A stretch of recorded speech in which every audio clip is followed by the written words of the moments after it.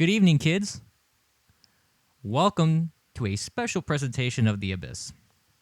I did start a couple minutes late. I apologize for that. I'm having a bit of a hard time pinpointing a stream of CNN because, oddly enough, even though CNN made a lot of big fanfare about this, I'm not seeing much of a link on their site to watch this clown show head by the head clown himself, Chris Cuomo. He's going to be talking about the gun crisis. It's a little town hall. They made a big deal about this, and everybody immediately trashed Chris Cuomo because that's what you do with Chris Cuomo. Nothing surprising there. So that's the fun part that's going to happen here. We're going to watch this, and we're going to do live commentary. And hopefully, I found a couple streams, and one stream was provided by Soldot from bitwave.tv. Thank you very much, sir. Hopefully that stream will work. If not, I do have alternatives that I can try. You know, we'll see what we can do to get everything situated here. And of course, Periscope just absolutely takes a crap on me because why not? It's Periscope. I wanted to start early. The whole thing starts at 9 p.m. But I wanted to start a little early, mostly because I wanted to do like just a little preamble to what's going on. And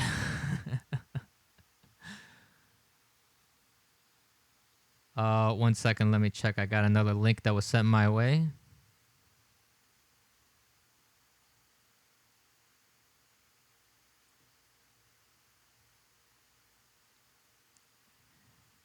This is an interesting thread. I can look through this, but you're gonna hear probably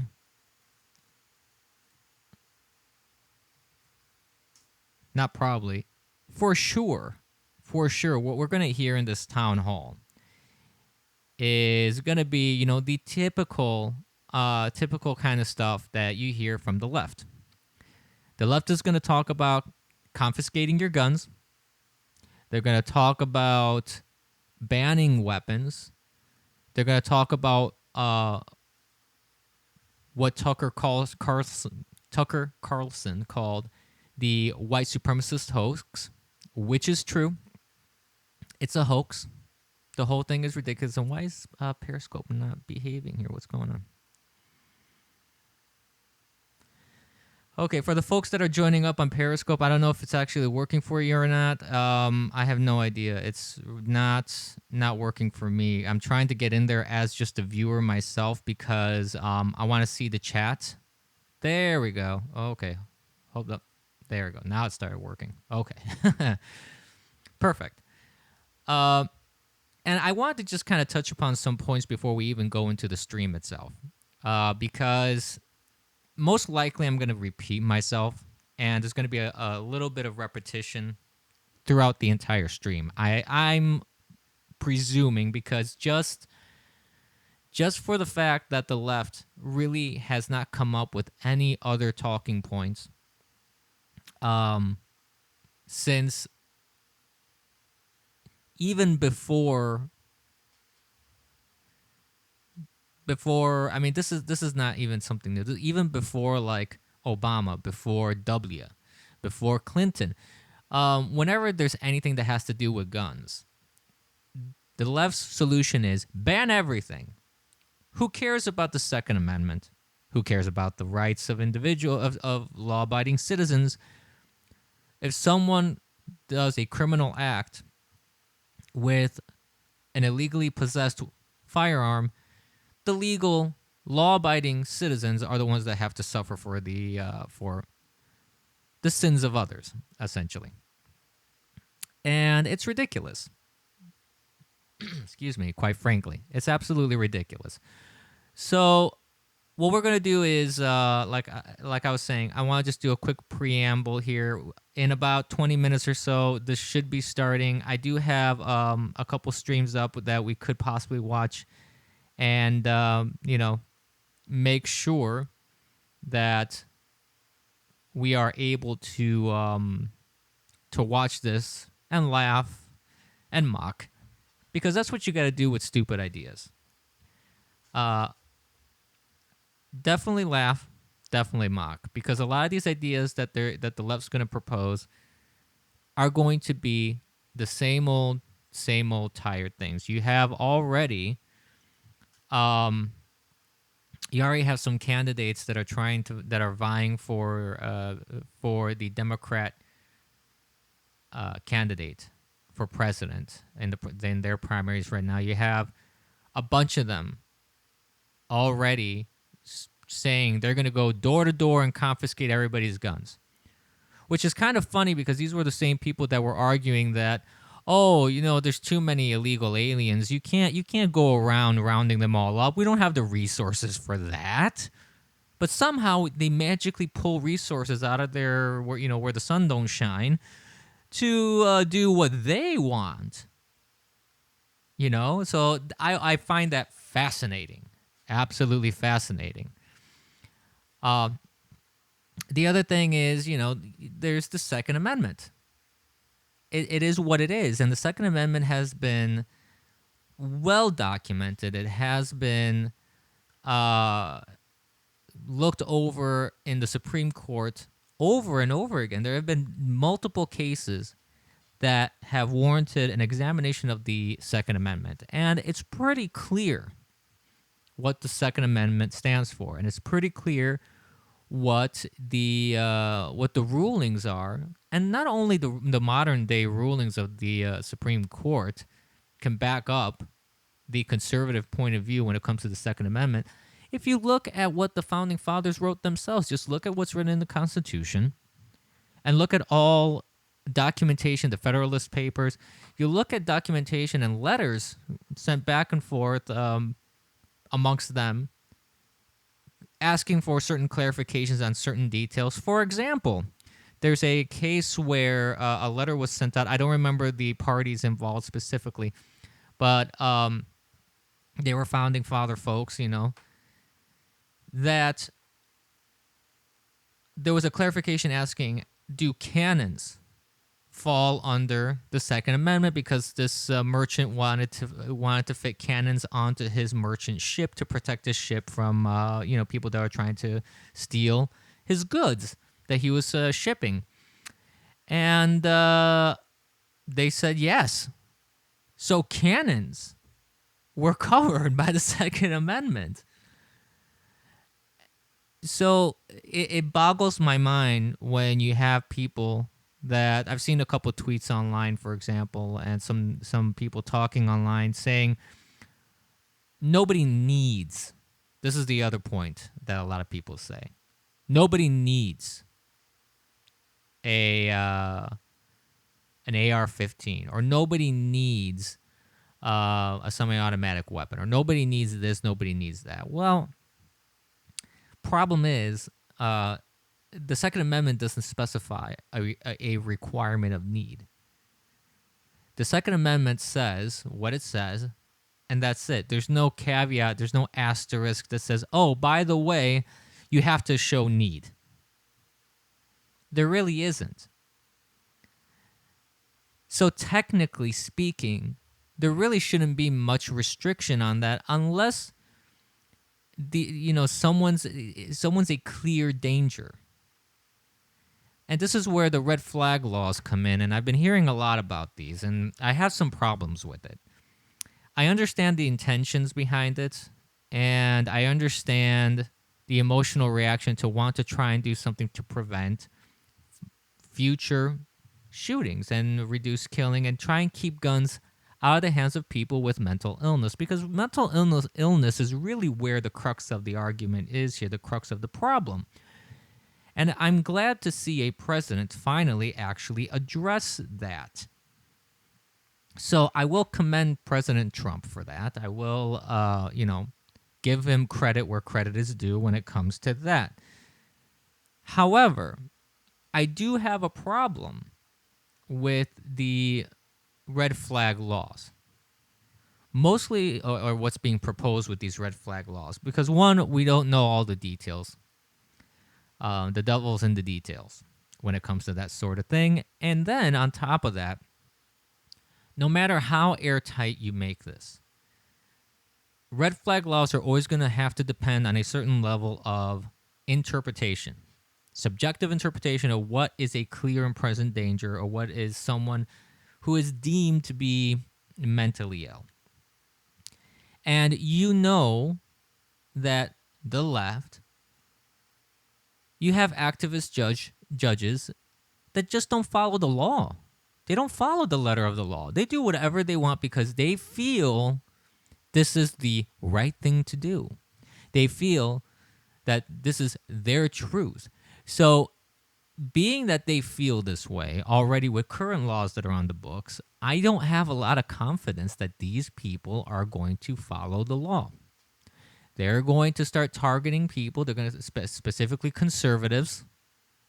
I can promise you that. And some people may say I'm, exaggerating. It's all hyperbole. It's, I'm being paranoid. Unfortunately, look what's happening already with what social media is doing. Look at what the left is doing when it comes to Antifa. And look at elected officials like AOC, the stupid AOC, and the domestic terrorist Ilhan Omar. They're not condemning that violence. Look at what Twitter did. People went to Mitch McConnell's home, protested, made a bunch of noise. The guy has a broken arm or broken shoulder, whatever. They didn't let him rest, and they were threatening to kill him. And what does Twitter do? They shut down Mitch's re-election campaign feed on Twitter. As if he did the threat to himself? That it doesn't even make sense. It doesn't make any sense at all.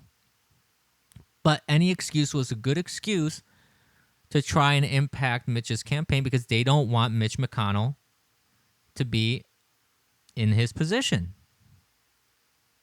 And that's a terrible thing. It's a bad thing. So, this is the problem that you run into with the left. They don't care about the laws.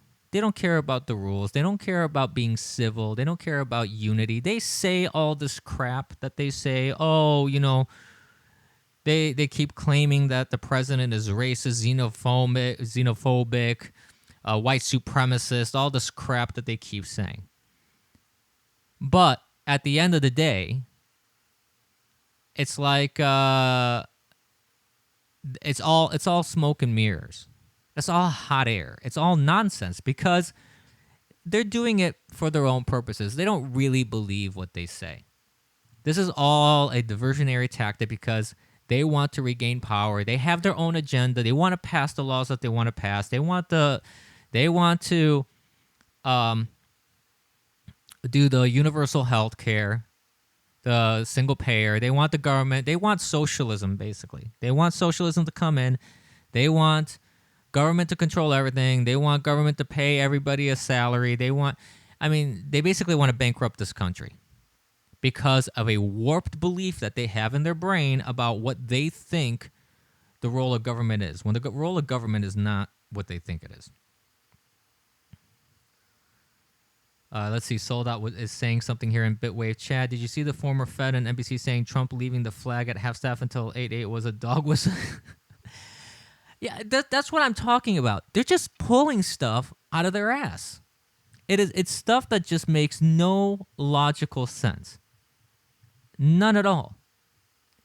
They're just trying to find controversy in everything because they're just trying to hammer and hammer and hammer conservatives. They're trying to hammer and hammer and hammer Trump because they could not get over the fact that he beat their wicked witch of the West. They can't get over the fact that Obama sucked so hard at being president that the natural conclusion was everybody didn't want the same thing to happen again, especially with someone like Clinton, who is a horrid candidate, an absolutely disgusting, terrible candidate. Yeah, Soldat keeps saying here, just look at MSNBC's feed on YouTube. DHS and the FBI are pushing this false narrative. It started a year ago, and now it's taken hold of those agencies from the top. Well, it started even before that, to be honest with you. I mean, during the campaign, you had a weaponization of the DOJ. You had Obama spying. I call him the O-hole. You had a current administration spying on a candidate because they're trying to dig up any dirt they could to try and get rid of Trump. They're trying to destroy his campaign. They kept, like, all the polls were wrong for that reason too, because they kept trying to convince people, oh, he has no chance of winning. You shouldn't support him at all. You shouldn't even bother listening to him. He's a waste of time. Whatever, and it's a tactic. It's an absolute tactic that they're doing to try to propagandize. They're trying to create this narrative and keep up this narrative. The whole Russia thing for 3 years now, almost 3 years. Same thing. It didn't accomplish anything. It's just it's amazing. It's really, really amazing to see at what level we are in this country, in the United States. It's mind-boggling, frankly. I mean, I knew that the media was biased. I knew that politicians were, what they are. But I just didn't think, in my naivete, that it would reach this level. I never thought it would reach this level because there was always this false veneer of the media being quote unquote objective, trying to show both sides. And it was a veneer because it was obvious that the media has its own biases. Even back when Obama was president, when W was president, when Clinton was president. It never changed. The things never change, except now it's just like it's a thousandfold, and it's just transparent now. They're not even trying to hide it. And they accuse millions of citizens of being racist, homophobic, xenophobic, Islamophobic, any sort of phobic and ism that they can throw at their opponents, they will. So we're at a point now where it's incredibly difficult to have any sort of dialogue, because in order to have a real dialogue and a real coming together in our country, this is where the problem is. This is the crux of the problem. One side is going to have to admit what they've been doing. They're going to have to admit that they've been pushing a false narrative, that they've been lying to the American people, that they've been actively working against the Constitution, against citizens that they supposedly represent, and against their oath of offices for those that are elected officials. That side is not going to do that. That side is content to watch the entire country burn because they are going to dig their heels into the ground. And they're going to say, no, we are not going to admit that we were wrong. We are not going to admit that we are incredibly biased. We're not going to admit that we are the ones that are racist. We are the ones that are homophobic. We are the ones that are anti-Semitic. We are the ones that are Islamophobic. We are the ones that are tearing this country apart. And we don't care. This is the big problem. And that side is obviously the Democrat side. It's obviously the liberal side. Because they are actively engaged in pushing policies, propaganda, and a narrative that goes directly against American values. It goes against the Constitution. It goes against our laws, and it goes against what Americans want. I mean, just consider Obamacare, for example. Obamacare, nobody wanted Obamacare. They did poll after poll after poll after poll, and they even manipulated the polls, changed the wording to try and convince people that Obamacare was a good thing.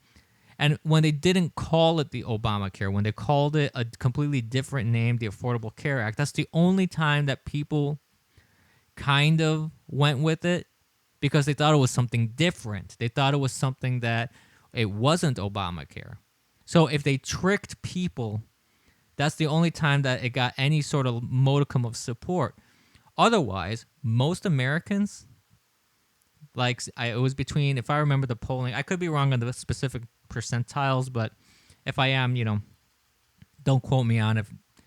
But if I recall, it was easily a minimum like 63% or 65% of Americans, at a minimum, didn't want it. That's just at a minimum. Then, give or take percentile of, statistical anomalies, things like that.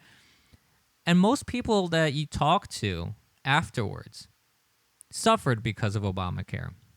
Their coverage got worse. Their costs went up. It was a disaster. All this money was wasted in putting the website together. It was just a complete joke. An absolute joke. But let's see here. It looks like the town hall is about to start. Let's go on CNN.com, see if they actually have a link to it. No, see, this is hilarious. They don't even have it on here, so we're going to have to either use the other streams that I have, or we're going to have to figure out a different approach to this here. I have two streams. One was helpfully provided by Soldat. I also found another one, which the one from Soldat is good. It's great. I like it. But the only problem is there's a lot of crap that the person put in there. And this guy is obviously not a Trump fan. He's putting a lot of stupid garbage up there. So I'd rather not give him the view. Though, thank you very much, Soldat. I really appreciate it. But what we're going to do here is bring this up here. Let's see if I can... whoops. No, I didn't want to do that. Let's see here. I'm going to try and bring this up and see if this works. I might have to readjust the cropping. Yeah, I'm going to have to readjust the cropping a little bit here. So give me just one moment here.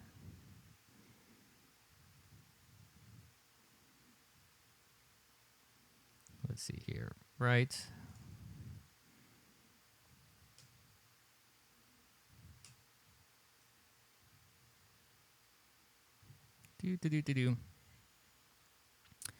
This will just take a little moment here. Sorry, just one moment. Bear with me, folks. Bear with me. I was expecting to have a different source, so that's why my cropping does not match what it's supposed to. So this will just take another quick minute. I'm almost done. There's commercial going on right now. It hasn't started just yet, so I'm going to put it up on screen here. This one actually shows the commercial for, because I don't know where the source is exactly. There we go. Let's see.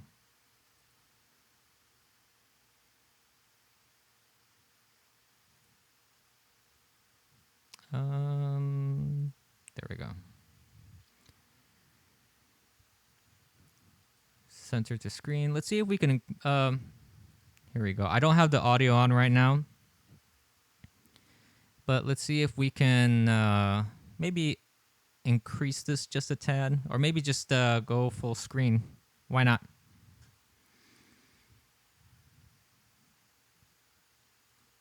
There we go. I think that's good. All right.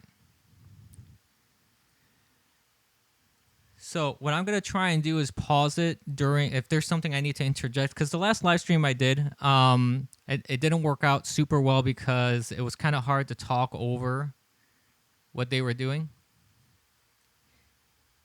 So I'm just going to, if we need to interject, we are going to try and pause the stream and then resume it, essentially.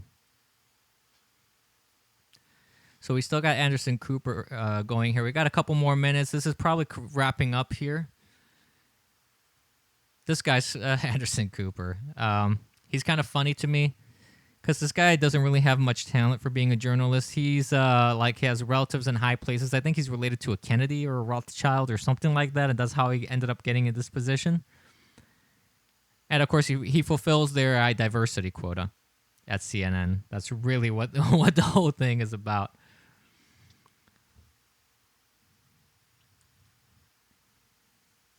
So let's see how quickly they wrap this up, and we can go ahead and get going on listening to Chris Cuomo, an incredibly silly man.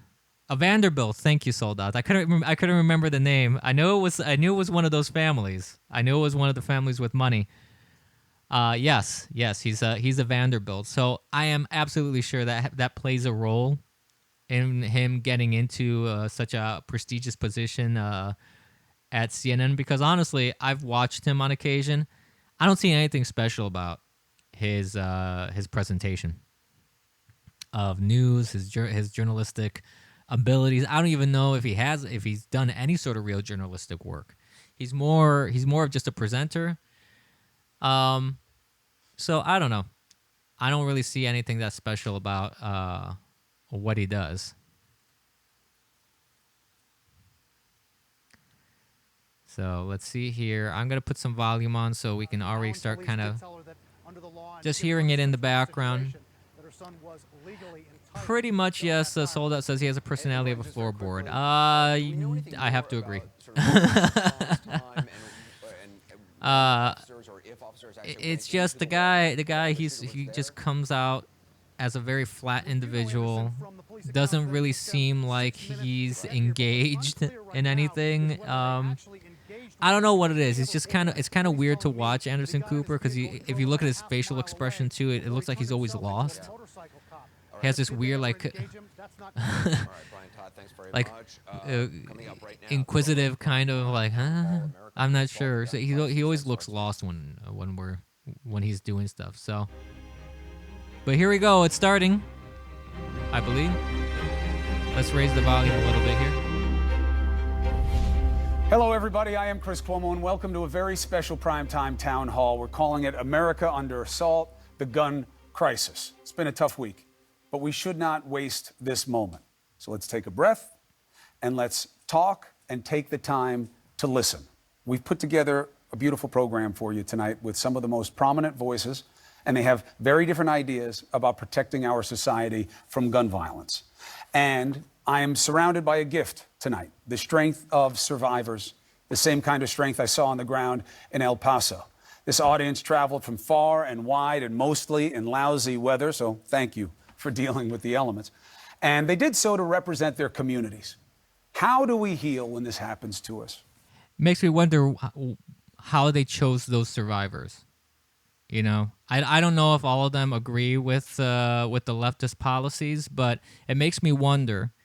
And also the thing about having these survivors on so soon after, I don't know if these are all the same survivors. I don't know if these are the survivors are related to victims, survivors that are related to the victims of these last shootings.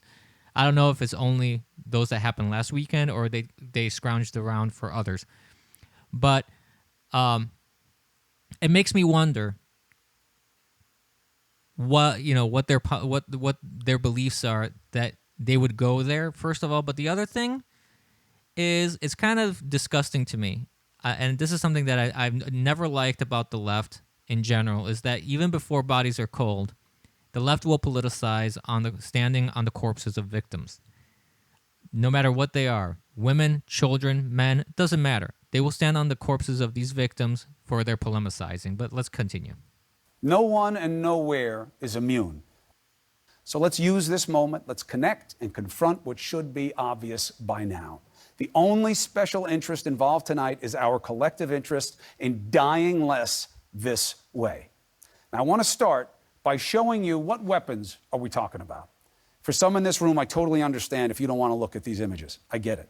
But as you know, I think we have allowed too many outside this room to hide from the reality for too long. So these are law enforcement photos of the actual weapons used in American massacres. They're not models, they're evidence.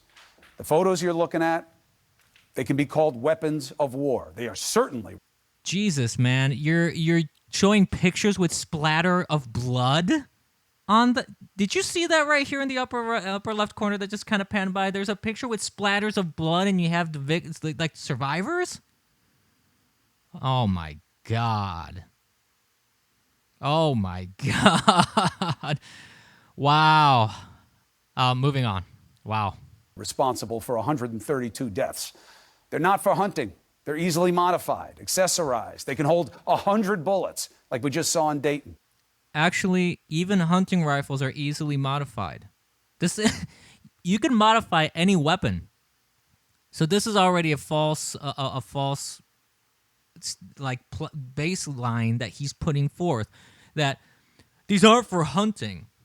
That doesn't matter. Again, in the Second Amendment, there's no specification for need. You don't have to justify that you need a firearm for hunting or not. They're not subject to the kinds of restrictions that we put on handguns in most places. So let's talk about why we are here. Again, not true. All firearms have restrictions. All firearms have background checks. This is a lie. Cuomo just lied. But I'm not surprised. And why we can't seem to get a firearm. She didn't say, and he has this dark, because they say they didn't know. And she doesn't say, and he doesn't seem right. But she said, I don't know about him having something like this. He's only 21. I don't even know that he knows how to use it. Now, the interesting gap to me, Christine, I want your take on this first, is the officer doesn't take any next step. And I'm not faulting the officer. The rules and the processes are what they are. There is no, well, let me talk to him. Well, let me see why he got it. Well, let's see what he's doing with this. There is none of that. What do you see in what we know and what we don't? Well, first of all, I don't think he's any more or less indicative of most angry, mad American males. I mean, there should be a museum called MoMAM in DC. It should be Museum of Mad American Males. And they want to put their hatred somewhere. And they look online. So I can give her some credit as a mother, because from what I'm, just from my research, and I've only been in this for 3 years, researching it since my son's death. Should there be a museum for all the Islamic terrorists too? I don't know. But I see that these kids, so many of them get radicalized online, and it doesn't matter if they're Southerners, maybe they're going to put their hatred in the Confederate flag. If they got some kind of European descent, they might become a neo-Nazi. But imagine if you had Jesus a Christ. next step, David, so you get told this, the family's concerned. There are countries like Canada, not like the most remote place in the world, where you'd get a phone call. Hey, your family's a little worried that you bought this AR. Why'd you buy it? What are you doing with it? How you doing? What do you think about the practicality of something like that? Well, it's like a red flag law, right? It is. It would be a lesser standard. This guy looks like Jesse Ventura. Right? Because a red flag law is where you have seen, in the states, 17 or so that have it, right? One of the problems is the idea of a federal one. I don't know the legal mechanism for that. It's usually by states, but it is, you call and say, I know Chris well.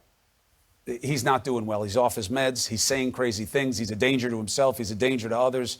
And that would trigger, no pun intended, that would activate a withdrawal of my right to have the guns for a certain amount of time. So this would be short of that, but if the mother's worried and the person has something like this, what is the plus minus on putting another step in the process?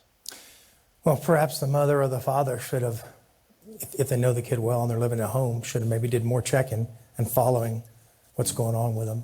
But the other thing would be, is there a possibility that, are we saying maybe a police officer could have went out above on his own time or above the call to check into it because he was worried, because the mother was worried? I mean, I guess that's good. Are you asking me, do I think there should be a law where we could intercept that? I'm going to surprise you with this answer. I think there needs to be something looked into on that line. Oh, that's a surprising answer. Yeah, I'm sure. Carefully. And I think this is some ground that we're treading that I'm a staunch supporter of our Constitution.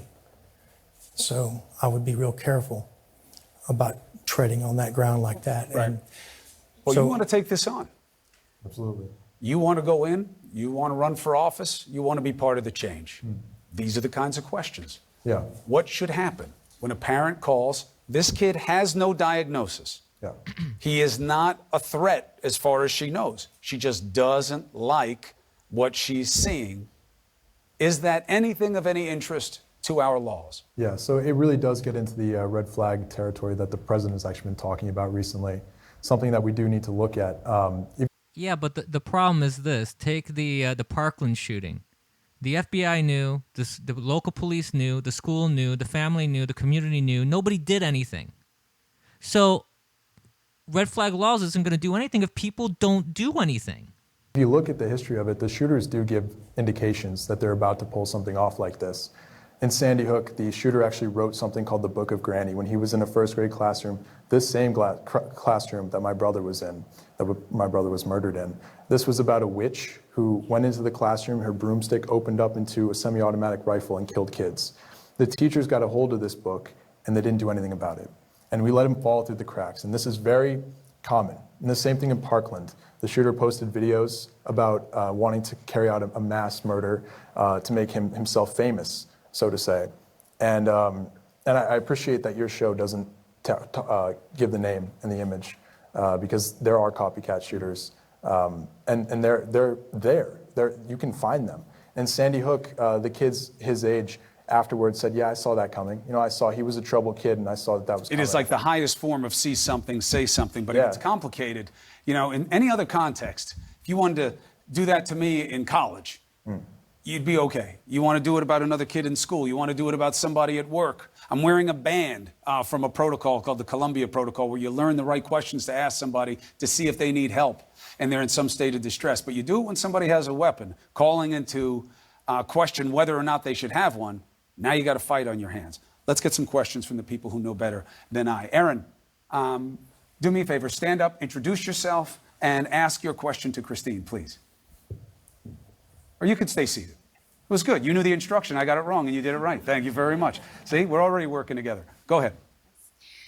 Instruction. Key word there. Isn't that interesting? As survivors of the Las Vegas massacre, my husband and I struggled with the fact that the conversation in this country seemed to move on within a week, while our lives would never get to go back to normal. Can you talk about what happens to gun violence survivors after the camera crews leave? And what are the psychological and lasting impacts of gun violence that often aren't discussed when the conversation moves on to the next topic? Well, for me personally, I find it very cathartic to get involved in my community in whatever way I can to give my son a voice. He lost his voice, so he has to speak through me, whether it's in gun safety activism or like, for example, I made this t-shirt, No Pulse Museum. Believe it or not, the owners of the Pulse nightclub want to make an admissions charging, gift shop having, tour bus coming from Disney to stay an extra day in Orlando so that this business owner can have an income for her and her family into perpetuity off the deaths of my child. So, of course, that's going to make me angry. Classy, Disney. Real classy. Oh my God, really? Oh. And I'm going to want justice. So we started a community coalition against the Pulse Museum. So we have nopulsemuseum.info if you want to find out more. I started a change.org. Nopulsemuseum.info. First of all, any .info I'm always doubtful of. But anyways, that's pretty funny though that Disney decided, hey, let's give these people a living and kind of go try and profit off the corpses of people. That's interesting. Word petition, and I've got over 41,000 signatures already to stop. Because you don't want it to go away, so you can try and figure something out, and you certainly don't want it to become a spectacle where people can profit off. Okay, there's a little bit of a problem. There's no scrubber on this thing, and it skips ahead. Sorry. The stream isn't really great. We'll see what we can do. So right now, at my church, there's a lot of people praying for me, trying to choose my words real carefully. And they're praying. And I understand when those words come up from the national media and the national people that run the country that we need more than that. I agree. But her question was after the fact. Mm-hmm. So I'd like to answer part of that. With those prayers, our little community got together and went and visited Santa Fe and tried to, through Christ, lift people up and encourage them, listen to their story. And guess what? Ours is similar. So we could converse and we could talk. No debating, no Republican, no Democrat, no independent, nothing like that. And so right now, as a church body, we are trying to go to El Paso.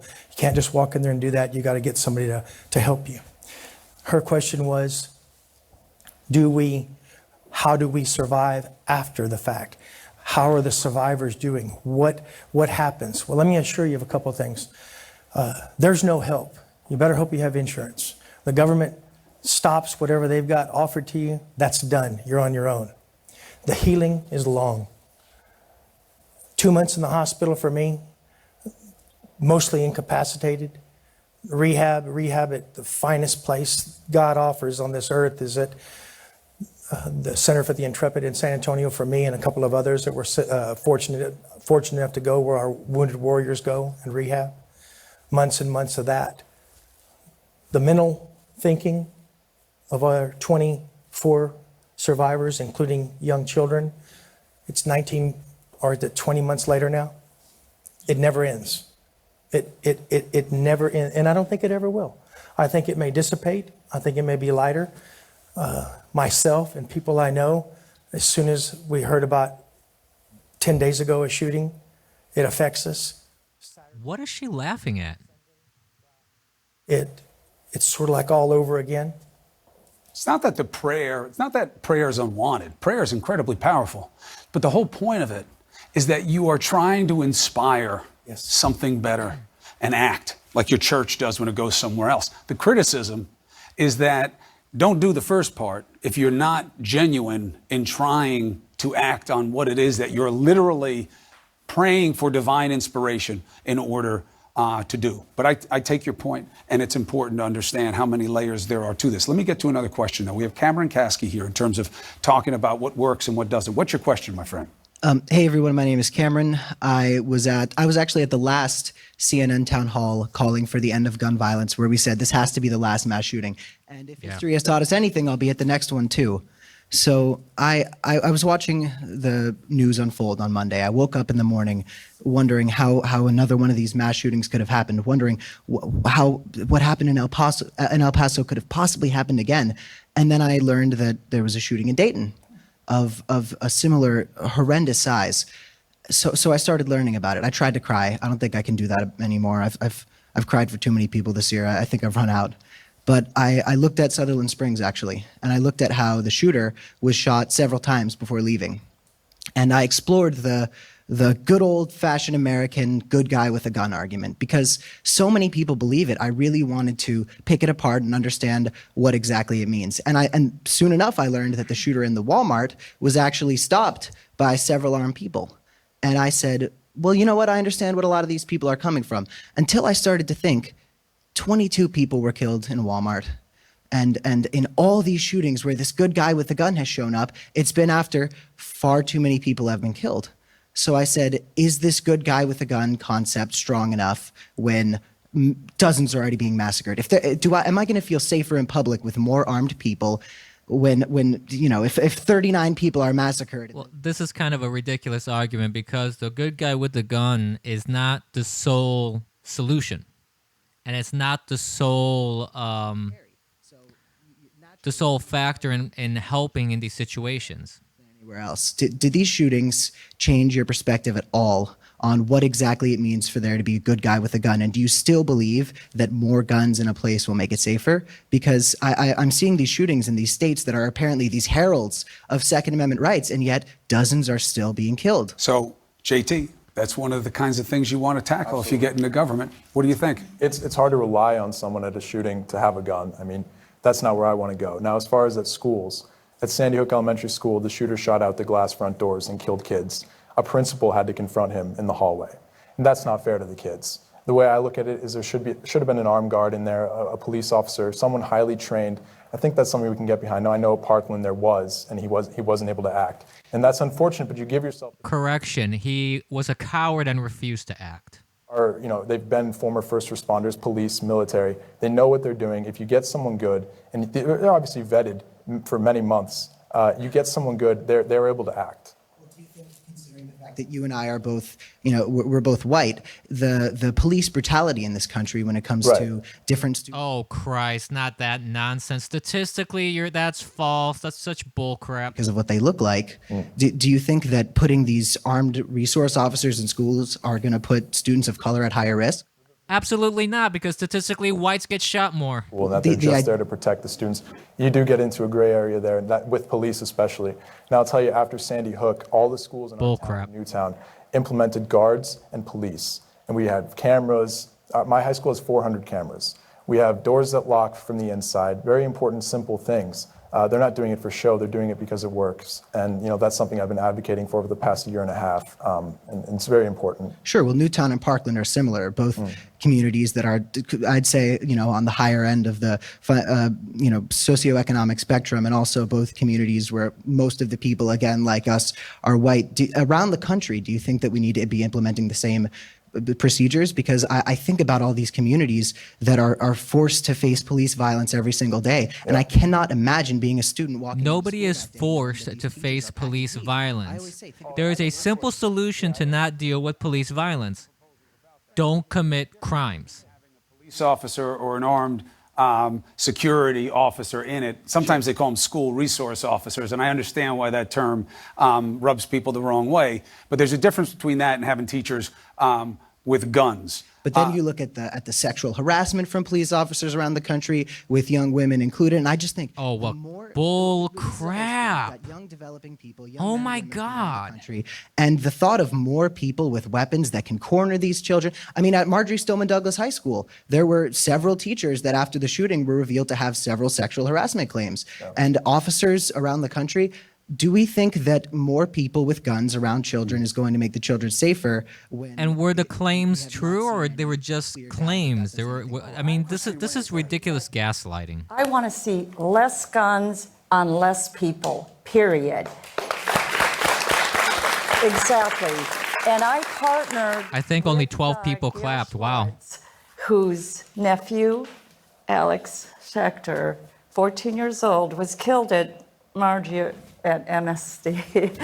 And she had this ingenious idea that let's try to get that as a ballot initiative to ban assaultweaponsnowflorida.org. And she asked me if I would team up with her. Absolutely. I said, that's ingenious. Let's have the voters, since our politicians are saying that they're going to help us, and then they get into office and they don't help us. I want to see less guns. I want to see if we can do it in Florida, I want to see that countrywide, ban assault weapons. And that answers your earlier question, too, about the mother with the son with the AK. If they're banned, there's easy peasy for the police officer. He doesn't have to play some kind of psychological game. It's a banned weapon. Are you joking? You're going in. That Ballot gun- initiative would Are be you a joking? state-by-state solution Yes. because on the federal level you don't have the same mechanism. Let me get another question. Mary Ann Jacob. That's absolutely stupid. Banning it won't solve anything. Here tonight. I just want to start by saying I can't believe we're sitting here having this same discussion 6.5 years after I survived the Sandy Hook shooting and JT's brother Jesse was killed there. I mean, if we can't do something after 26-year-olds are killed, it's pretty shocking. I'm a Republican. I have guns in my home. My husband and my sons are avid sportsmen and hunters. But we also believe that gun ownership comes with grave responsibility. I think most Americans do, and gun owners do. What will it take for our elected leaders to hear the call of people like us in the radical middle and bring background checks for all gun sales to a vote in the Senate? Background checks already exist for all sales. This is ridiculous. This is clearly not knowing what the heck is going on. Percent against it Because?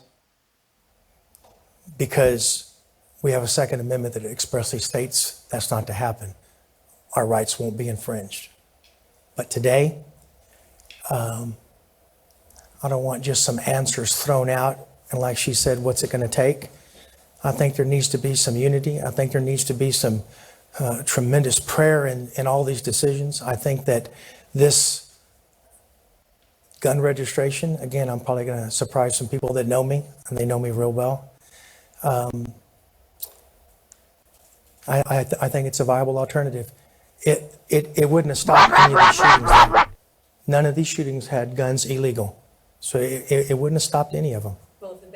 If the background check law was extended so that instead of a 3-day waiting period, there was more like a 10 or a 20-day waiting period, the shooter at the Charleston shooting would not have had a gun because he wouldn't have passed the background check law, but he got a gun because 3 days later his background check hadn't passed. Yeah, a troll is saying here that in Texas you can buy guns from a gun show or from a friend with no background check. Actually, that's not true. Anything in a gun show has to have a background check. Between private parties, that's different. And how will you enforce that? There's no way you can enforce that between two private parties. How are you going to do that? Have passed the background check. He Right. would have That's been. just, He would have. He would have not gotten a gun. that case is fact friendly to the idea of why background checks work. I think that the other point of analysis that becomes relevant here is that is it fair to say if the rule wouldn't have stopped the event? Well, if they didn't do a background check in a gun show, then they broke the law. Because actually, they're not allowed to sell you a gun without a background check, even in a gun show. So whoever did that to you, troll, F18Z, they broke the law. And it seems that we're using the word holistic as a reason to say, well, if we're not going to do all of these different things, then we won't do any of these things. And you wind up where we are right now. Whereas, okay, so background checks wouldn't have made a difference because in this particular instance, this person didn't have a criminal record or any of the other thing. Okay. There's plenty of evidence out there that debunks the gun show loophole. That's what you're talking about in chat. And you can see that just about all states, like I said, each state is different, but the states that are, you can't sell, if you're at a gun show, you cannot sell without some form of background check or some sort of check or whatever, because it's a federal thing. Weighting in percentages of tragedies like the one where you lost your brother and that you had to live through in mass shootings in general, or once you look at what really should count as mass shootings in places like Chicago, well, now that's off the table. It's not about mental health anymore, but it is a piece. And it seems that if we could talk more about doing lots of things that might make a difference, maybe this one doesn't matter in this case, but it might matter in the next. And as a comprehensive solution, we would apply that to every other problem we deal with except this one.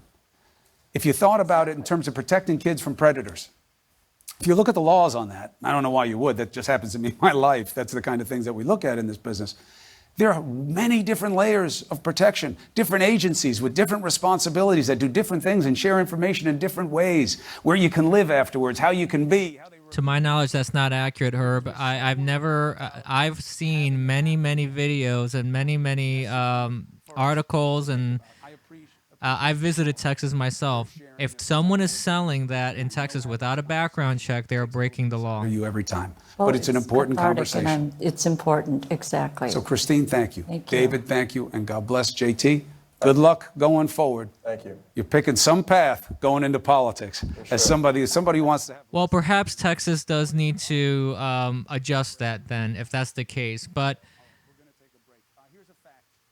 the thing is, constitutionally, it's not required. That's the whole argument, the Second Amendment argument, is that constitutionally a background check isn't technically required. Been people. Think about that. 393 million held by civilians. So what, Chris? So, And you have to who cares? recognize that by law and culture, this will never be a gun-free country. So, where are we together on what can change, and what are the real challenges? Let's take that on next. Okay, there's going to be some commercial break here. Unfortunately, I can't scrub back and forth and pause, because if I pause it, then it'll skip ahead to the current live moment in the stream. So I apologize for that. The thing is this, okay? I don't know the individual state laws. I know each state is a little bit different. But the thing is this.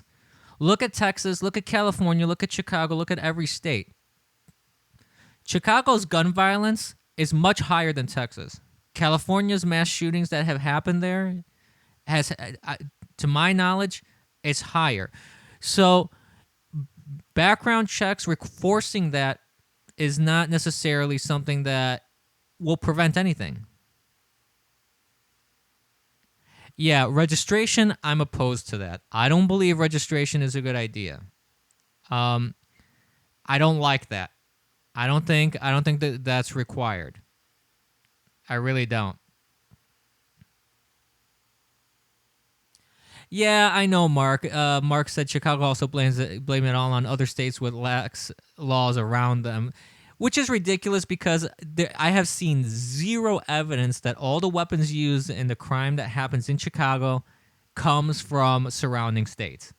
It's absolutely a laughable claim at most, at best, you know. And gun registries are illegal under federal law in the USA. Correct. So the thing about the background checks is this: if you're a dealer and you're at a gun show, there's no such thing as this gun show loophole that many people try and claim. Private citizens, if I'm selling my gun to, let's say I have a gun and I'm selling it to a buddy of mine, yeah, there's no law that requires me to do any sort of background check on my buddy, for example. So it's that could be a concern, and I understand that concern. But the Constitution, again, if you're looking at the law, the Constitution does not require technically a background check. And a lot of places do background checks, which is fine. Listen, Troll, I know what you're saying. Like, you're saying that dudes at gun shows are not licensed dealers. That is actually not true. You can find videos online of people that have tried to buy guns at gun shows without doing a background check, and they were not able to purchase one because the people that are selling there at gun shows, they don't want the liability. Okay? You can look, for example, I can show you a video from Steven Crowder. He went to different states and tried to buy a gun on video, with hidden video. He actually had hidden video, and he was not able to. So I'm sure there are cases where people do that. They still sell guns even if they're not supposed to, or it's purely a private sale between two private parties. I'm sure that happens, but to say that gun shows are the source of all these weapons that are on the streets, hundreds of millions of weapons, is not, it's not the case. It's absolutely not the case, and I don't think that is such a contributing factor to any shootings. Maybe in one case or something like that. I don't know. Maybe. But anyways, we're back here, so. All right, welcome back to our primetime town hall. There's often a disconnect between what the country wants and what actually gets done in Washington, especially on this issue. Let's look at that with people who get the political realities. We have Mitch Landrieu, former Democratic mayor of New Orleans, one of the most dangerous cities in America, and Eric Gonzalez, Democrat, district attorney for Brooklyn, New York. His brother was shot and killed in 1996, so he's got a professional and personal connection. We wanted Republicans. Both Democrats. I didn't want to make this about politicians, but I wanted it about balance. It's not easy in this environment, but I do want you to know this. Congressman Tom Massey, okay, he's a very big deal on this issue. He's the founder of the Second Amendment Caucus. He wanted to be here. It was weather that kept him away. I didn't think it would be right to have him on a remote talking about this. He wanted to be here. He deserves that respect. Oh, come on. Really? You couldn't give him a feed like a Skype call. That is such nonsense. The head of the NRA, Wayne LaPierre, yesterday or today. They are in contact. Is that a good thing? Is that a bad thing? What do you think here? Well, I think when people are talking, it's a good thing. Depends on what they're talking about. Talking about doing nothing to finally doing something. So, you'll see this as soon as there's an event like this, we have what it is that we have. There's a great deal of agony. The mayors of both of these cities and, of course, the victims and their families are going through a horrible time. Somebody says something that somebody says is political, and somebody says, well, now is not the time to talk about it. And then it goes away, and then we don't talk about it. So I think the first thing that needs to happen is we have to have an appointed time to actually speak about it and to actually work through it, to find answers that actually will create meaningful difference in people's lives. And we don't do that right now. You believe that the NRA is that powerful? That's what the main reason is, that we don't see the right wanting to make more legislative change in the area of controlling access? I believe that the power of the NRA in controlling. Of course, they're going to vilify the NRA, of course. To face the wrath of that organization and supporters is a major factor in not having reasonable gun control. See, I wonder about the idea of the wrath, right? Because, look, you guys both know this. What do they bring to bear? They put up like $17 million in lobbying. That's real money. Doesn't put them at the top of the list. They bring votes. That's why we started the show tonight talking about how the power's got to be at the ballot box. They will bring people who have made this issue into a political proxy issue for freedom. These are people, a lot of them don't even own guns, but they want. It is a political issue of freedom. You're infringing on legal, lawful citizens' rights. About that until the cows come home. Essentially, though, nothing's getting done. That's fixing this problem. And I, quite frankly, don't think that the people of America really understand the scope of the problem. Since 1980, and yeah, Americans are stupid. Yeah, we don't understand. American citizens have been killed on the streets of New Orleans. Some in what people would call street crime, some in mass shootings, some in suicide. But that's more soldiers, American soldiers, that have been killed in all of the wars of the 20th and the 21st century. I think that means clearly we have a problem with violence in America. Right now, Congress prohibits any significant research on violence as a public health threat. It would be nice to know what exactly that we're talking about. Why do you think they don't allow it? Because I think they're worried about guns. Then we begin to talk about guns, and we don't talk about public health. We talk about public health. We don't start talking about national security. The piece of news that you had on before was the issue about the FBI and is this a terrorism threat? I think everybody can agree now that this is a form of terrorism. I don't necessarily agree with that. When it happened in Orlando, we were arguing about whether that was terrorism or not because it invokes federal resources. Now, our law enforcement do a great job. No, the argument there was he said Allahu Akbar. He was doing it in the name of Islamic terrorism. There's a difference there, buddy. I think that the federal... That's the key part. There's no reason to run past it. In doing an investigation, it's all about resources to look in to any type of organization that may be behind it. We don't do that with this. If there were Muslims involved, if you had a Muslim who had, and not even, They're not real Muslims. If you had an Islamic extremist, right, because Muslims will tell you he's not a member of my faith if he did this, shot up Walmart that way, we'd all be about resources. Who did they know? Where did he get it from? Who did he talk to online? Whether he's a part of the group or he's a proxy. Depends on if he said the magic words when he was shooting. It matters. That matters, Cuomo. It makes a difference also in the sense that every day we're losing people's lives in this country. We lose it in our big cities. And those lives. Herb, yes, that's technically true. He did commit crime to influence politics, which is technically terrorism. But the thing is, they're conflating that because they're trying to minimize Islamic terrorism, as you can see in this argument right now. And when we have a mass shooting like this, it highlights it because it puts everyone on edge, but we don't have those further conversations. Doesn't go on. Right? And even we talk mental health, but we were just talking to somebody who's part of the solution here in the crowd. 2/3 of homicide, death by person with guns, suicide. Yep. And what are we doing about that? How are we figuring it out? All right, let's continue the conversation. Samuel Granillo from Colorado. What is your question? My name's Sam Granillo, again, from Columbine, representing that part of town in the country. So this is to do with pro-gun and anti-gun conversations and how polarizing it can be once it even comes up. So when those conversations happen, people are expecting them to disagree fiercely. And what they're not expecting is for people to come together and find a solution. So how can we change those expectations?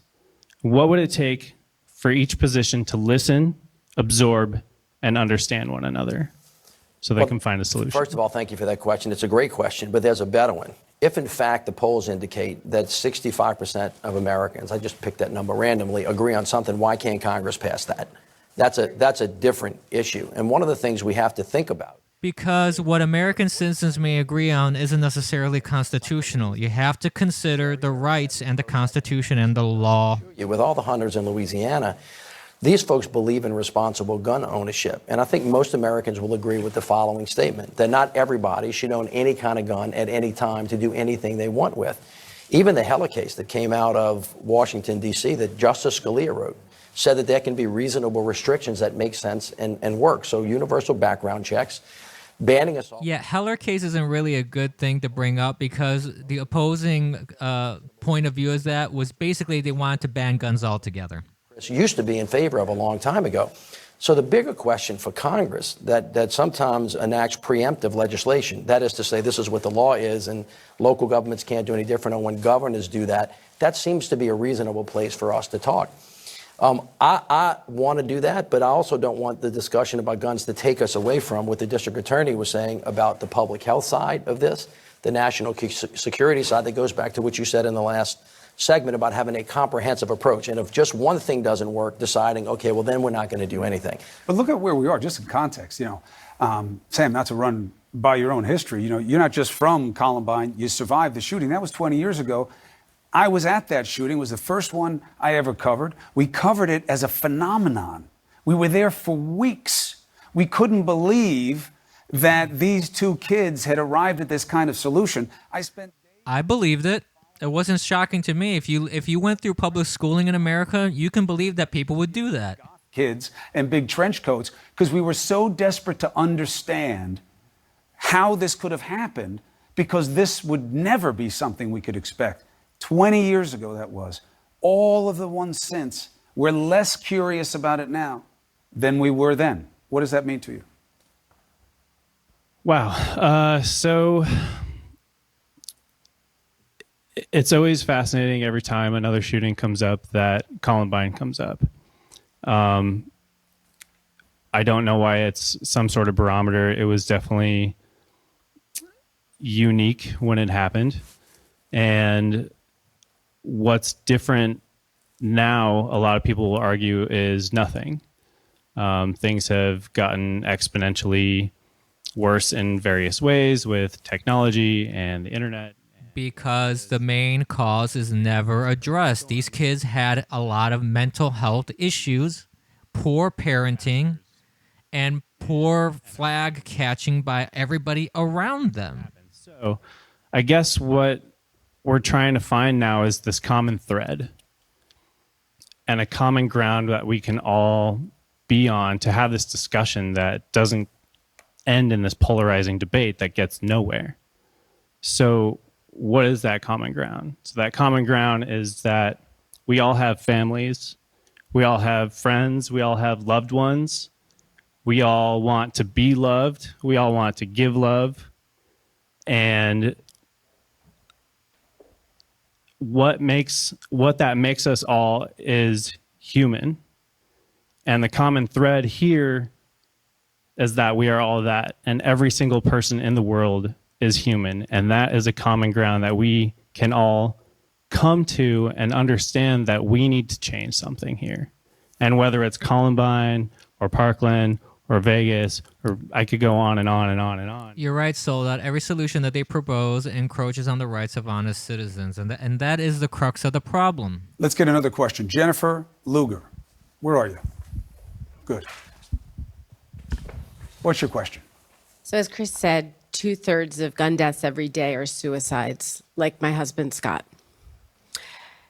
An extreme risk protection order or red flag law may have saved his life. It would have been the one thing I could do to help him in crisis. So now I work with every town to advance this legislation in my home state of Pennsylvania. Do you believe that this life-saving legislation should be advanced widely in states and the federal government? Well, we just passed it here in New York State, and it's effective August of this year. So it's brand new. It's 1 week old, but I believe that it has the possibility of preventing a lot of tragedy. And it's done in a way that I think protects due process rights, because a court has to be involved. They have to there's a legal standard by clear and convincing evidence. There's probable cause to believe that the person will hurt themselves or another. There's legal protections put in, but it allows many different entities, police and the DA's offices and others, to go into civil court and take these guns away. The pushback is, Mitch, address this. It's too much. It's too far. It's too low a standard, probable cause. And for how long you could keep the weapons? And how do they get them back? What do you say? First of all, I'm sorry about your husband. But if you'll notice in all of this discussion, we can't get anywhere because everything's too much of whatever. And we never ever talk about a comprehensive approach. So one thing that you raise that would help educate the public is that we're talking about violence that involves guns. Some of it can be a mass shooting, some of it's suicides. As the DA so appropriately said, today probably 40 people in America got killed, and a lot of folks just don't think much about them. And so what is the common thread through all of those things? Our willingness to use guns to resolve a problem. And I don't think that that's just going to go away by passing one particular law, but I am very much in favor of trying lots of different things. So yeah, we're afraid to take one step because the question is, well, where's it going to go? Well, let's figure out. We're smart enough to find the balance. You know this because you're a lawyer. In the Constitution, everywhere there is a right, First Amendment, Second Amendment, there is a corresponding responsibility to exercise that right in a balanced and a thoughtful way. Where is the balance? I'll just remind the country that even Justice Scalia, the most conservative justice, wrote Heller and said, you can find a balance between a person's right and then a person's freedom. And I think we have to work. Yeah, but the problem is they're trying to just go to the extreme to ban guns and take away people's rights. That's the problem. All of the senators and all of the House members, they will open up the floor of the House and the Senate for open debate, and it will stay open until they find a comprehensive solution. Because, when are they going to do it? Because somebody said the best time to fix your roof is when it's not raining, not when it is raining. And I just think that we have to stop dancing around it. And the country should say, it's not okay for my daughter to go to Walmart to get school supplies and to get killed, or go be on the porch with your little brother and get your guts blown out because somebody came by because they wanted to hurt your daddy. That's not okay in the United States of America, and we have to stand up and let our leaders know that. Let's do this. District Attorney, Mr. Mayor, stay with us. We have more questions that test what the resolve is, what the right remedies are. So let's take a break, and then we'll come back. And here's another fact for you. You heard that number. Nearly 40,000 people were killed by guns in America in 2017. If you look at it as a rate, that's about 109 people a day to this. And we do nothing. We're going to keep doing these questions. We'll get more people together. You can listen. Hopefully, we'll all learn something. Stay with us. All right. Pardon the clearing of my throat. Yeah, see, this is the big problem with this whole debate. And actually, I did touch on something when it comes to framing the discussion. It's always been framed as pro-gun or against guns. And that's a very conflicting, just by its very nature, very conflicting way of approaching a debate. And I think that the argument, pardon me, could be reframed. Because this isn't really a matter if you're pro-guns or you're against guns. The issue at hand really is that self-defense and gun ownership in the United States specifically is enshrined, it's a right enshrined in our Constitution. Whether I want to own a gun or not, I have that right. And this is where the problem comes in, where nobody on either side of the aisle, well, mostly the left, because the right does talk about the rights of citizens. I mean, you have Dana Loesch. I'm not sure if I'm pronouncing her name correctly. She talks a lot about the fact that it's a Second Amendment right, the laws, that you can't encroach on people's rights. And people on the right talk about that all the time. And people misconstrue that as a pro-gun stance. That's not necessarily a pro-gun stance. That's a pro-law stance. That's a pro-constitution stance, a pro-right stance. Like, I am perfectly okay with people of absolutely opposing views to have a First Amendment right to espouse their ridiculous points of view that are not based on any form of reality, for example. That's fine. They have that right. I am not against that. The other problem, though, is that on the other side of the aisle, it's not a matter of you have a right, let's try and see what the problem is, or let's try and have a reasonable approach to this conversation. They're like, no, ban everything. Ban everything. Take away people's guns. Take away people's rights. And this is where the argument gets very adversarial. You know? It just becomes a really, really big problem for that reason. And then, of course, the main problem is not approaching why these people commit these acts to begin with. You have broken families. You have the decay of society, essentially, the moral decay of our society, not just in the United States, but society around the world too. But we're focusing mostly on the United States right now. You have a social decay of social moral decay. Everything is relative. You have a diminishing of right and wrong. People don't feel shame for anything that they do. There is not a line in the sand anymore for anything. Anybody's behavior goes because your truth matters. What you feel is right or moral is right and moral. There isn't a universal agreement of, hey, you know, there is an inherent value in life, for example. Or not everybody believes killing is wrong. Because some people don't call it killing, they call it abortion. Things like that. I'll continue on in a moment. Let's go back here to the stream. We're going to continue with Mitch Landrieu and Eric Gonzalez. Gonzalez is DA in Brooklyn. Landrieu is mayor in New Orleans. I mean, they're both unique settings of having to take on the different challenges of aspects of criminality. And we're talking about the different ways that this issue gets spun and presented, which largely contributes to inaction, right? Because that's where we are. Spun especially by the left. To do nothing.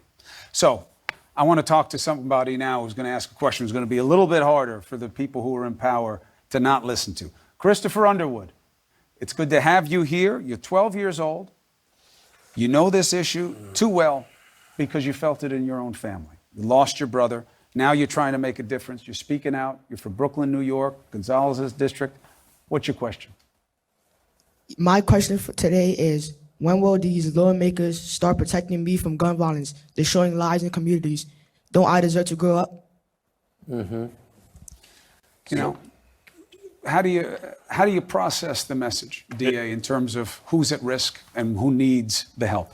It's heartbreaking. I've spent more days of my life consoling families, going to hospitals, praying with families who've lost loved ones. And although New York State and New York City is the safest big city, and we do, in terms of gun violence, we do better than other places, there's too much, and there's pockets of communities where there's no resolution and there's no justice for families who lose loved ones. And so I'm sorry, but we're working around the clock to figure out solutions. We're never going to arrest our way into solving the gun crisis. We have to have a multifaceted approach. I believe, cure violence and violence interrupters, and it has to be many different parts working together, including our hospitals, to deal with the trauma that a lot of young men have and the anger they have that causes them to do this in the first place. And even if Christopher gets lucky and you got Gonzalez as DA who's interested in this issue, you've got the guy who's governor in the state with the funny name, and if they pass a lot of the right laws, you can still go to a state that doesn't have the same laws. Get the gun, bring it over. It's one of the unspoken truths about Chicago. Illinois has passed a lot of laws. Chicago, as a municipality, passed a lot of laws. You go to another state, you get the guns. You bring them in, you're in the same place. This kid in one of our last two murderers that we saw, his state wasn't allowed for him to get the gun. He got it from Texas, brought it to Ohio. Can I speak That's to the that trick. issue? Go ahead. I'm sorry about your brother. That was your baby boy? In New Orleans, when I was there, I thought that if I showed the people of America what it looked like the day before somebody was killed and the day after they were killed, that they would think that that life is valuable and we're going to do something about it. Not to compare mass shootings with what happens every day. They're both deaths and they're both painful, and the DA and I both. Well, what the heck happened? Yep, sorry, having some technical difficulties here. What the heck's going on? Let me reload. Kennard got hit in the leg that day, went to the emergency room. A year later, Pete's sake. there was another shooting in the city, and Kennard got hit in the cheek. Hold on. He missed by being killed by 2 fractions of a second. And the truth of the matter is, I think that we don't have a full understanding of the complete and total damage, not just to the people obviously would be killed or the folks, but the people that have been shot or traumatized by it. And that's why the public health research on this is really important, so we can rise up and figure out how damaged we really are as a country. And at some point in time, our political leaders have got to stop whatever it is that they're doing, because this is a solvable problem. There's no question that we can change behavior in this country. Now my cropping screwed up. One second. Way, we want to do, and we're all excited about, but I would kind of respectfully suggest we ought to try to fix what's here on the ground while we're at least thinking about doing that, or maybe before we go. It is a fixable problem. When you got 12-year-olds begging you to let them grow up and to take care of them, you got to think about what you're doing wrong. Let's take a break and let's come back. Let's have some more real talk.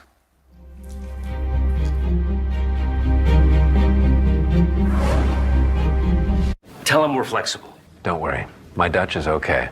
Just okay? Deze man is erg super. Tell him we need this merger. En hij heeft een knuffel nodig.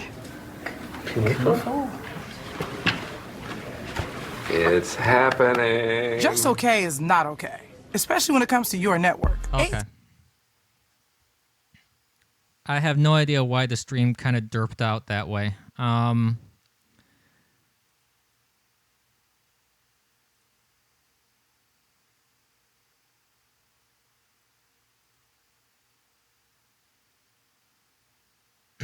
Anyways.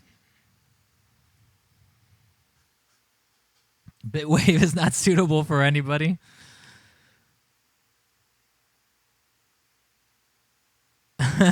Of course, CNN would have a political ad. How ridiculous! But anyways, so this is the problem. Like I was saying, nobody's really addressing the issues of why they just call them angry men. Young men are angry, which is actually a disservice to young men in general. Young men aren't all angry. You know, it's not. When I was growing up, it wasn't the case. You have individuals that have issues, and some of them may be quote unquote angry, but there's issues underlying that. There's reasons for it.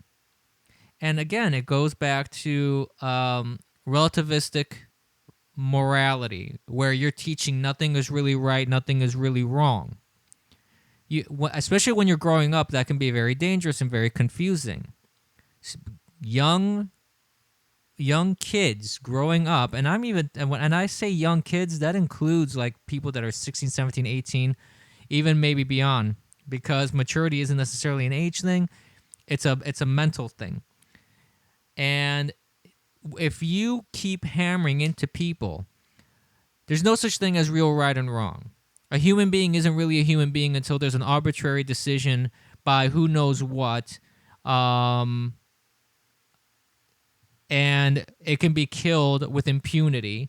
You're taking value away from life. And the United States in general has had a big problem with this culture of death. You have a culture of death when it comes to abortion, a culture of death when it comes to assisted suicide because people are quote-unquote suffering or what have you. And you also have a culture of death when it comes to, criminals, the death penalty, things of that nature. So, you have this very left-leaning academia from K to university, where they're hammering all this in there. And then you have a lot of broken families. You have a lot of families that don't have a father in the home. And there's no value in that anymore. You're taking away the value of family. You're taking away the value of a healthy environment. You're taking away the value of a moral upbringing, of a clear right and wrong, of a clear value in human life. That is a kind of perfect storm in creating these sort of people that will go out and commit crimes. And that's the problem. Oh, whoops. There we go. Surrounded by the strength of survivors. And now we're joined by two men who are in the business of trying to keep people from having to go through the process of not surviving gun violence. We have former Philly Police Commissioner Charles Ramsey here. He was also Washington's police chief during the D.C. sniper rampage. Also here with medical perspective is Dr. Joe Saccharin. He's director of emergency general surgery at Johns Hopkins in Baltimore. He was once a gunshot victim himself. He's now an activist with the Brady campaign. It's good to have you back. Yeah, nice to meet you. It's good to see you again, Chief.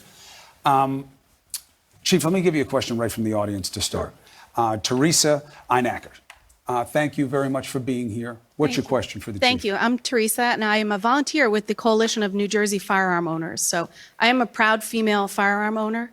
And I just want to say that I'm a firearm owner, and I care too. So I think there's a little bit of a misunderstanding that we don't care, but we do. And actually, we're against violence, all violence, not just gun violence. So my question is, do you believe a woman has a right to choose whether or not to defend her own body, and in the manner she chooses, and that the government should not interfere with that decision? Well, that's a little off topic here, but I do believe in a woman's right to choose. Now, when you get into the area about what she chooses, I don't know what you mean by that. I mean, there are laws. If you're talking about deadly force, for an example, you carry a gun or whatever, there are only certain circumstances under which you can actually resort to deadly force, okay? And so it's important as a gun owner, and that goes for any gun owner, to understand the laws of that particular state so that they don't wind up doing something that could actually cause them some problems down the road. But certainly, if you're assaulted or whatever, You have a right to defend yourself, but when you talk about deadly force, that's a little different. You know, it's interesting. There's a transitive property involved, right? You're playing on what we see with reproductive rights. And in each case, though, people who are making these impassioned arguments, what's the concern? The concern is the well-being of the person who winds up being the recipient of the act, right? When you're talking about reproductive rights, which obviously isn't what we're talking about tonight, but still important. It's, well, what about the fetus? Or what about the baby? When is it a person, right? You're thinking. Stay back. Stay back. That's made. Well, that's the same thing here, is that I have a right to own a gun. I do own a gun. But my right. But that's an actual right. Is on it, Chief, right? And when we start talking about, well, what. Not made up rights. Right on the rest of society, that's where you get into even with Scalia. And you have to say it that way. May he rest in peace. He was a genius jurist. Before that case, we didn't have an individual right read into the Second Amendment. And the difference is huge. The Second Amendment used to be. No, the Second Amendment clearly states that people have a right to have an arm. Be used, and you have to know how to use it so that when you come to work in Washington's Army, you know what the hell you're doing, so it doesn't have to spend so much time and so much money training you up and equipping you. Now, it's different. It's about. That is inaccurate, absolutely inaccurate. Does not reflect actual history. As a reality, once you get past all that legal gobbledygook and you're on the street, the reality of how many guns and in how many ways they are used in society and what that does to a police force, Chief. What has been your experience? Well, first of all, I started in the Chicago Police Department in 1968. I spent 30 years as a Chicago cop. I remember a time when we used to recover what they called Saturday night specials, a little 22, 32. Cuomo did that, sold out. Cuomo murdered Scalia. 7 rounds or whatever. I don't know about that. I don't know. Semi-automatic weapons, including assault weapons. You go to crime scenes now, you never find one shell casing. You'll find 30, 40 shell casings at a scene. It has changed dramatically. And the devastation of the wounds, nobody gets shot one time. I mean, we're talking about people getting shot multiple times with a high-powered weapon that is designed to kill. I mean, that bullet expands on impact. It rips tissue. It rips anything that it touches. And now people literally bleed out on the street. My cops. Was there a gun that was designed to give like pats on the back or compliments? Get them to the trauma center. That's how desperate things are. So. The counter argument is, Doc, and I want this through the perspective of your reality in the operating room. You know, what you guys call assault weapons, you're giving these long guns a bad name. A lot of them are .223 caliber. That's not even that big a caliber. They're not even really that powerful. And they're being demonized, these guns, when they don't really make that much a difference. What have you learned since you started into where you are today in terms of what the difference is between the small caliber handgun and these longer guns and the AR style guns that we're seeing and what they do to people? Yeah, well, let's be clear about one thing first. We are facing a public health crisis in this country. And when you talk about the comparison of the handgun versus the assault rifle, we know that the kinetic energy, the force that's delivered, pulverizes the tissue when we see these wounds and these missiles that are passing through bodies. And the reality is that makes it difficult for us to save those lives. It's very different than if someone gets shot with a handgun. And when you look at us as a system, right? That's a ridiculous argument. That is absolutely stupid. Right, to save that patient's life, to stop the bleeding. But that's the end game. What we should be doing is we should be preventing these injuries from happening in the first place. Okay, and how do you prevent that? That we haven't focused on from a public health perspective. Do you believe another one of the arguments that and you're not even addressing it now? Have these that use something else, and if you even took away access to guns, if magically you found up some matrix of laws and processes, well, then they'll use knives and they'll use cars and they'll use explosives, and you'll be in the same place. Do you believe that? Well, no, I don't, because look what happened in Dayton. Well, look at what happened in London. 32 seconds, 9 dead. Or London, Stan. A number injured. I mean, you cannot do that in such a short amount of time. So I think that theory is false. Shayna Harrison. Where are we? Great. What is your question? Hi, thank you so much for having me. My name is Shayna Harrison. I am the Education Director at New Yorkers Against Gun Violence. We teach gun violence prevention programs in different high schools all around the city. Notice that a lot of these people are from like really blue states. Is to really talk about the root causes of gun violence. And in lieu of Donald Trump's recent remarks about video games, I wanted to ask you guys, the U.S. has far more gun violence than any other industry. Sargon 1. Even though we play the same video games and we listen to the same music, why do you think we struggle with such a huge gun violence problem in this country? One, we aren't high in the rankings. It's relatively simple. It's the access to firearms that we have. Nope, it's not access. To try to say that the problem that we have is a mental health problem or related to violent video games. This is a doctor. Japan, for example, they play way more violent video games than we do, and they don't have this problem. And so I think your question is right on point. And when we talk about this problem, I mean, the mainstream media, let's be honest, we cover this issue. Gamergate 2, ban all violent games, Boogaloo. Thank you, Soldat. A small proportion of this epidemic. And we have young black men that are being killed on our streets every day in cities like Baltimore, Chicago. Oh, shut up. And those stories often go untold. Shut up. Shut up. That has nothing to do with the gun issue problem here. To tell those stories. And, you know, I recently had a 17-year-old high school student that was shot in the back of the head, execution style. The worst part of my job is having to go up to those waiting rooms and talk to those families, the mothers, fathers, sisters, brothers. And I went up to talk to this kid's mom and explained to her that her child had a devastating brain injury and he was never coming back. And as I began telling her this story and what the prognosis was, she began telling me about her son. And she said, you know, he was the first in our family to graduate from high school, which in the African American community in Baltimore is a big deal. He had hopes and dreams of going to college, none of which will ever get fulfilled.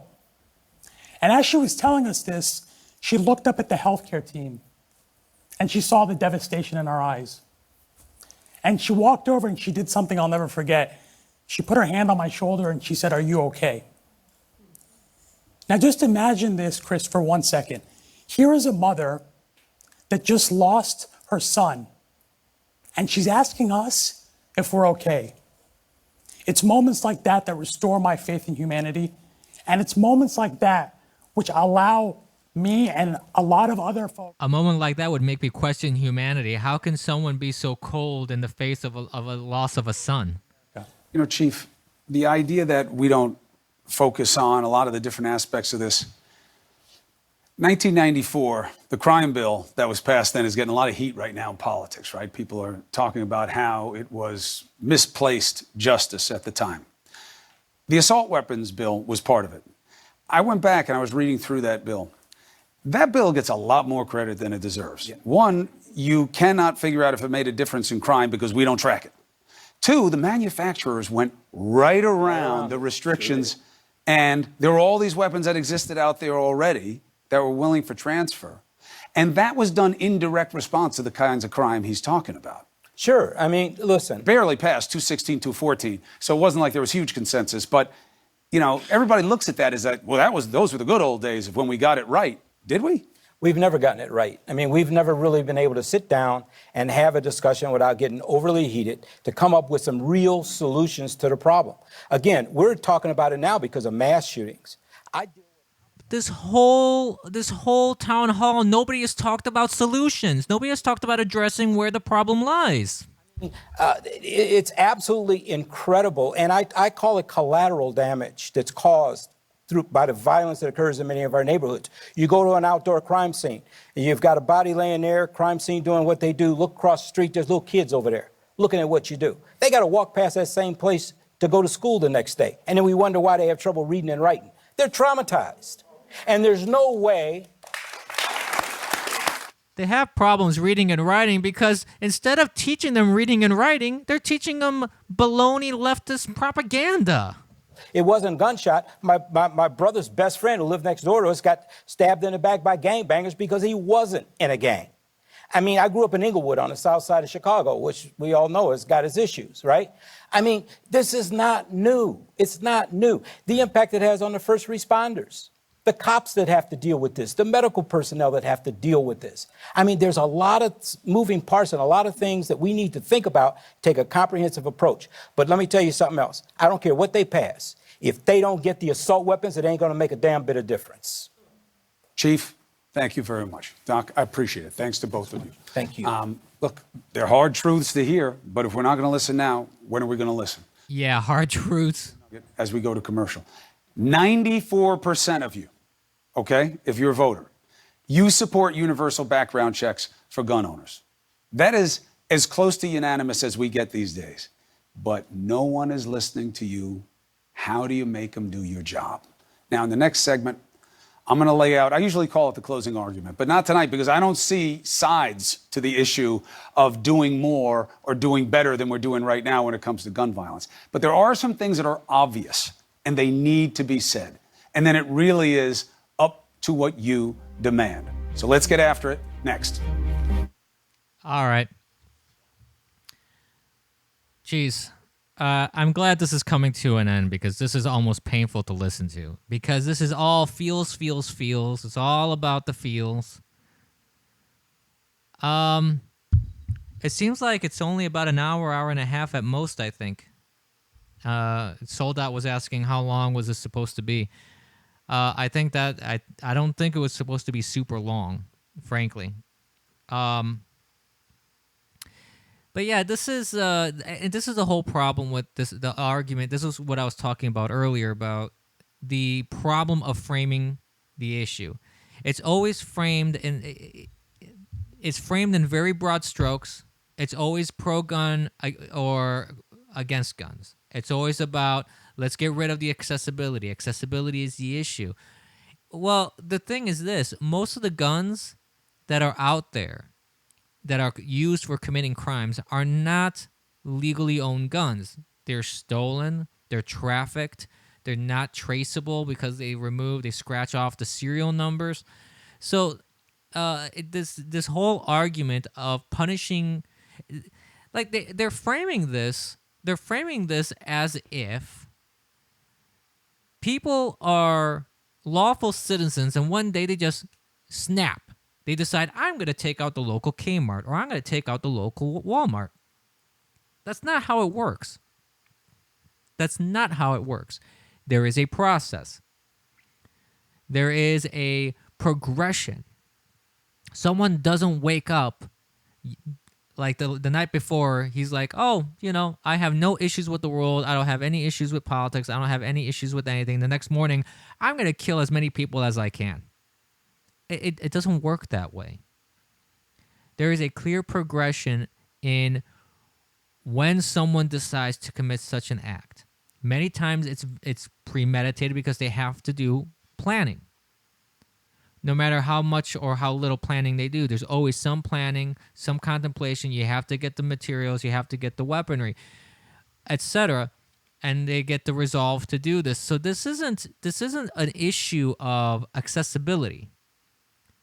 Because and this is where I find this argument of accessibility to be very interesting because these people usually plan stuff out at a minimum for a month, maybe more. There's been some cases where the manifestos or whatever they've said that they've planned these for an extended period of time. Do you not think in that extended period of time, if they can't access one weapon, they're going to try and go for something else? I mean, just look at the manifesto that I read in the last stream.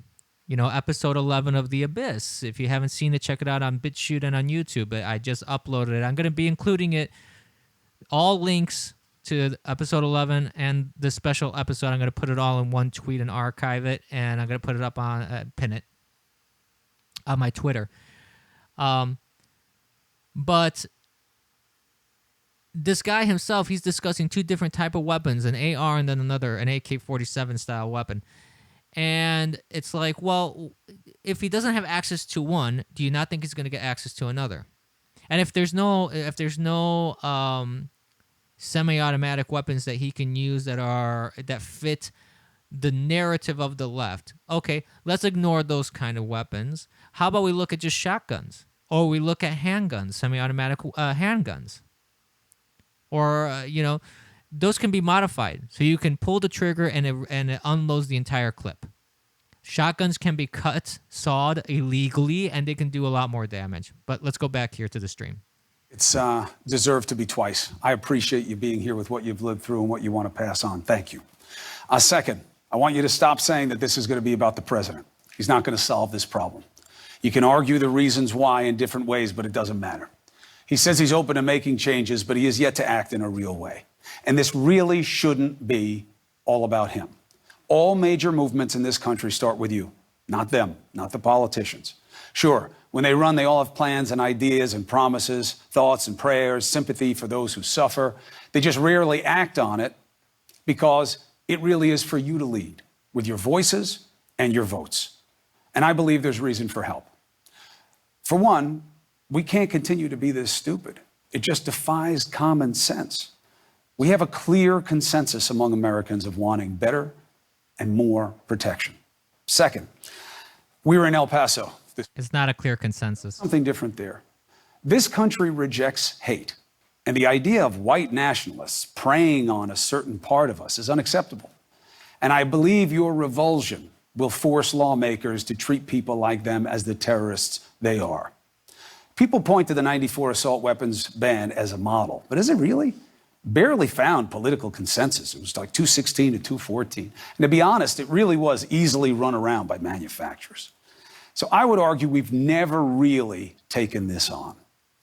And yet, change is obvious. What good argument did you hear tonight for why all gun sales should not be checked? And that no arguments be shared with relevant agencies. These fears of some mystery database where they'll know what you have, and then when you have to go against the government someday, you'll be unprepared, ill-equipped. Come on. 100-round drums are no more necessary than bump stocks. And even this president found his way to banning those. The rules that state already that you have certain requirements to meet if you want a handgun, concealed, open carry permits, those questions, the affidavits, those sales. If you just put those in place with every sale, you'd make a real difference in vetting who gets weapons and why. And we already have the infrastructure. Not really, no. You wouldn't make a difference. Letting families flag authorities about a loved one who seems determined to hurt themselves or others and remove their access to weapons, not forever, not in every case. That would help too. And it would be nice to track shootings federally. It'd be nice to know what's happening and where and by whom. And the reasons for doing none of these things are hollow at best and toxic in the main. If lawmakers don't like one or some, they do nothing. They use holistic to blow a hole in the idea of a solution. Right now, there's a bill on Senator McConnell's desk. He won't even allow it to be debated. Now, you have to wonder, if it had been migrants or Muslim extremists who were doing these mass shootings, you think he would treat it the same way? Do you think this president would be so quiet? Yes. They would treat it the same way, because if those bills were trying to strip away rights from lawful citizens. This woman named Alma gave it to me. She was personally affected by the El Paso massacre. But she was watching us and she was worried about us. So in her grief, she goes and finds a rock that was heavy in her garden. She said it was important that it was heavy so you'd feel the weight of it. And she paints it with Our Lady of Guadalupe, the Mother of Mercy. And she brings it to me and says, I think you need this. Keep this with you. It's heavy and you should feel this weight on your heart because this matters. This is who we are. Americans love deeply and they connect fully. Our real currency here isn't cash. It's community and compassion. That's what makes us who we are. We cry and we cringe. We don't want to be divided on being safe. We know there's every reason for us to come together. So I ask you to ignore the politics, be open to options, but most importantly, you have to demand your leaders do their damn jobs. And remember, we have to be better on this because the problem is literally killing us. I want to thank you for watching our town hall tonight. CNN Tonight with D. Lemon starts right now. And as I go to Don, I know he would also want to thank all of you again for being here. I know this isn't easy for you. I know this isn't the only aspect of your lives that you want to relive again and again. And we appreciate you putting purpose to your pain for us tonight. Thank each and all of you. Don. Learned a lot. I agree with you on most things that you just said in your closing statement, except I do think that this is all about the president, and I'll tell you why. Whatever.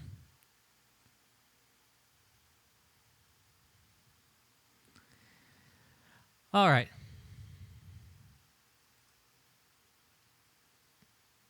So let's get rid of Don Lemon because he's a retard. I'm not gonna waste time on him. Frankly, I'm really not. So some thoughts. Before I go into. He's just gonna go into his typical hypocritical Trump bashing. I don't want to listen to Don Lemon because the whole point for me was more the town hall.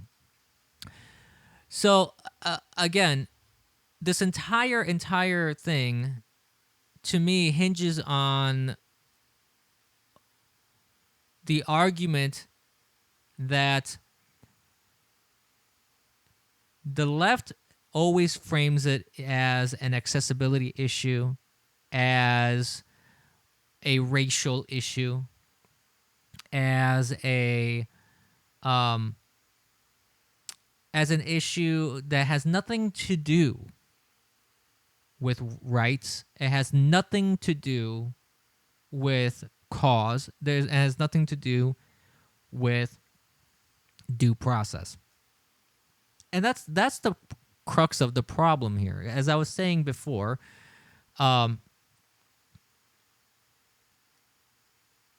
this shouldn't be framed as an argument of pro-guns or against guns because it really shouldn't matter whether you enjoy owning and using firearms or you abhor them. It really should not matter because it's a matter of constitutionally enshrined rights. It's kind of like like I was saying with the First Amendment. I don't agree with a lot of what other people say, but I'm not going to go around saying some people are saying bad things, and we should restrict that right to those people. But the left is. The left doesn't want you to say certain things. The left doesn't want you to espouse certain ideas because they view it as quote-unquote hate. The other thing that I have found ridiculous in this whole thing was this. I've heard this argument before that certain weapons are designed to kill. Is there some firearm that's designed that when you shoot it, it's supposed to go and just pat you on the head and say, you're a good boy, or you're a good person?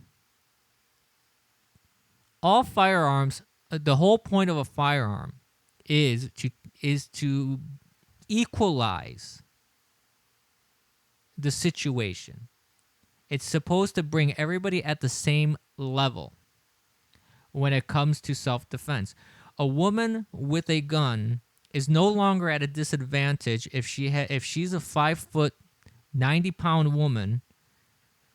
She's not going to be at a disadvantage if a 6'4", 250-pound man tries to assault her in some form.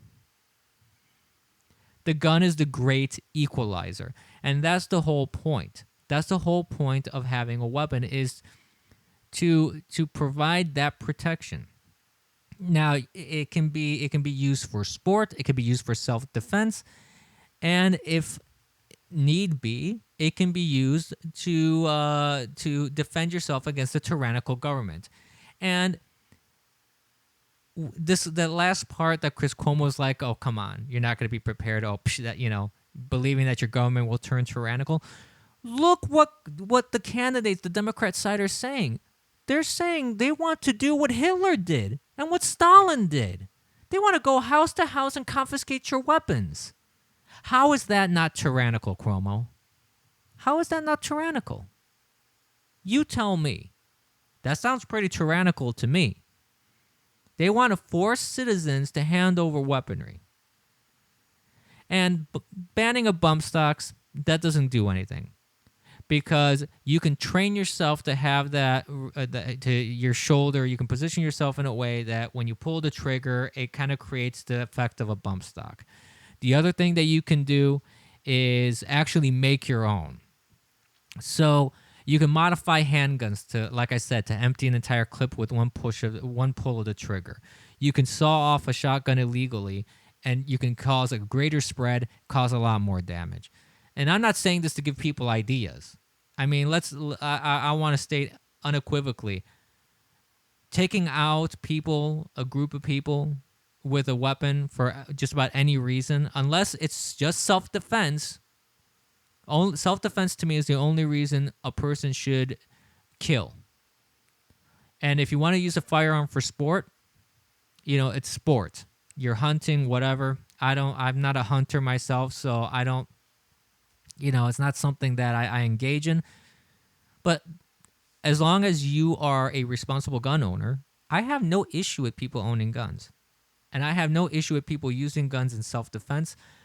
They have saved many, many, many lives. All those statistics, and that's one thing I'm going to kind of try and conclude on here. One statistic that he did not talk about, Chris Cuomo, when they were talking about these little quote-unquote nuggets, as he was saying, he didn't talk about how many lives are saved by guns. How many lives are saved by guns? Believe it or not, a lot. A lot more lives are saved by guns than lives are lost. Gun crimes overall, statistically, are actually, on the whole, they're actually going down, violent crime, in some areas. You also have to look at the statistics. Like I will commend them for actually mentioning the fact that in gun violence statistics, was it 2/3 or 1/3 of it or something like that? A big number happened to be suicides, and those are included.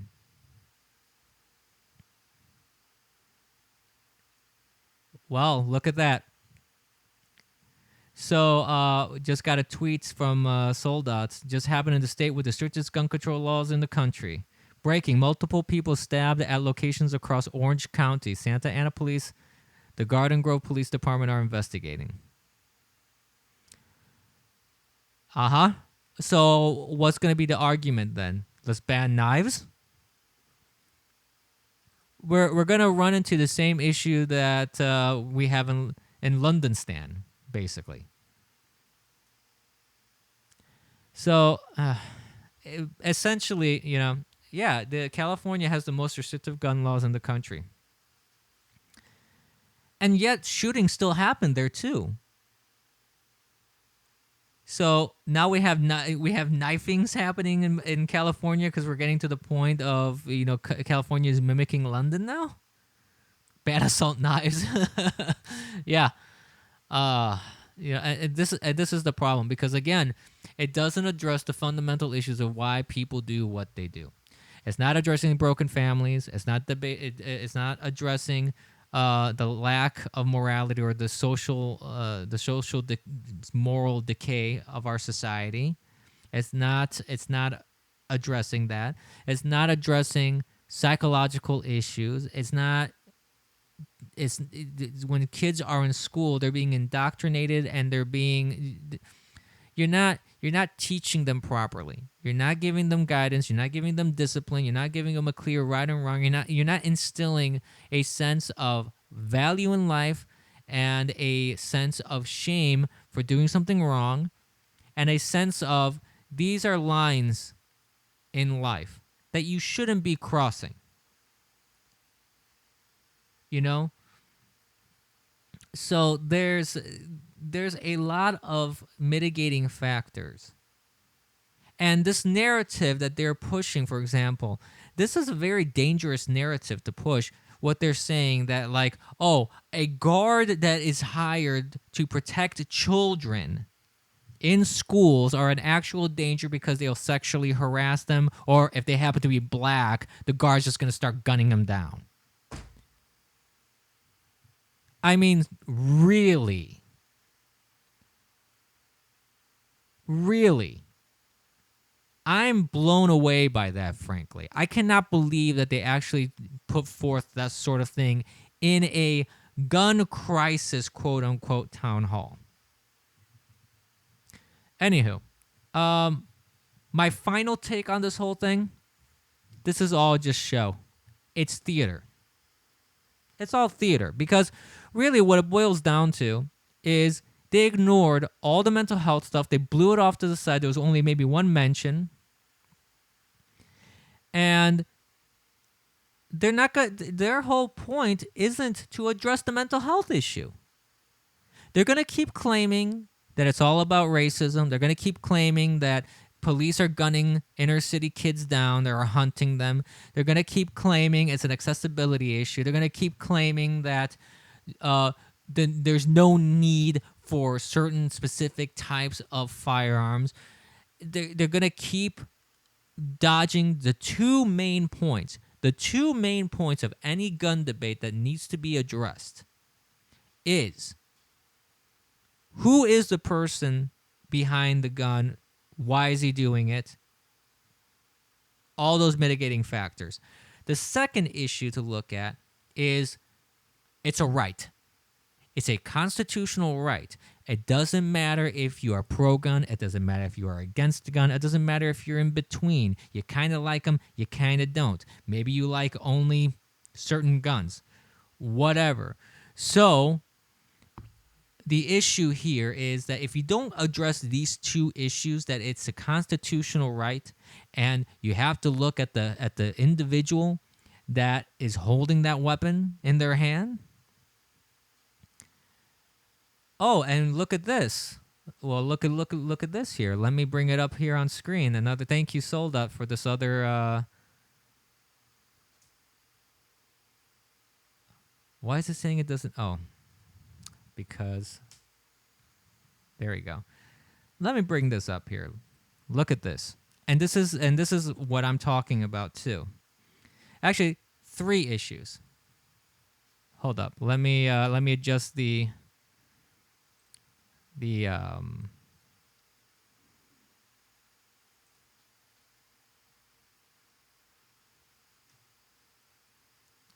cropping here so we can get a better view of what's going on. So look at this. Ain't this precious? Just in. Here. There we go. We got that on screen. Just in, the El Paso shooting, suspect's mom called police weeks before the massacre over concerns about her son owning an AK-47 because of his maturity level and lack of experience handling the firearm. They told her that her son wasn't breaking the law and did not follow up. Okay. Ain't that special? So this here is kind of like what happened with the Parkland shooting thing too. You had authorities warned about issues with individuals that the mother was concerned, or the community or anybody was concerned about this individual and what they could do, yet authorities did nothing. Maybe it would have Soldat saying, but the red flag laws would have stopped. Maybe. Maybe not. Because again, with the Parkland shooting, for example, you had the federal, you had the FBI involved. You had authority at the federal level involved. You had authorities at the local level, the Parkland Police Department. You had school officials that were concerned about this kid. You had students that were concerned about this kid. You had the community itself. Parents knew about this kid.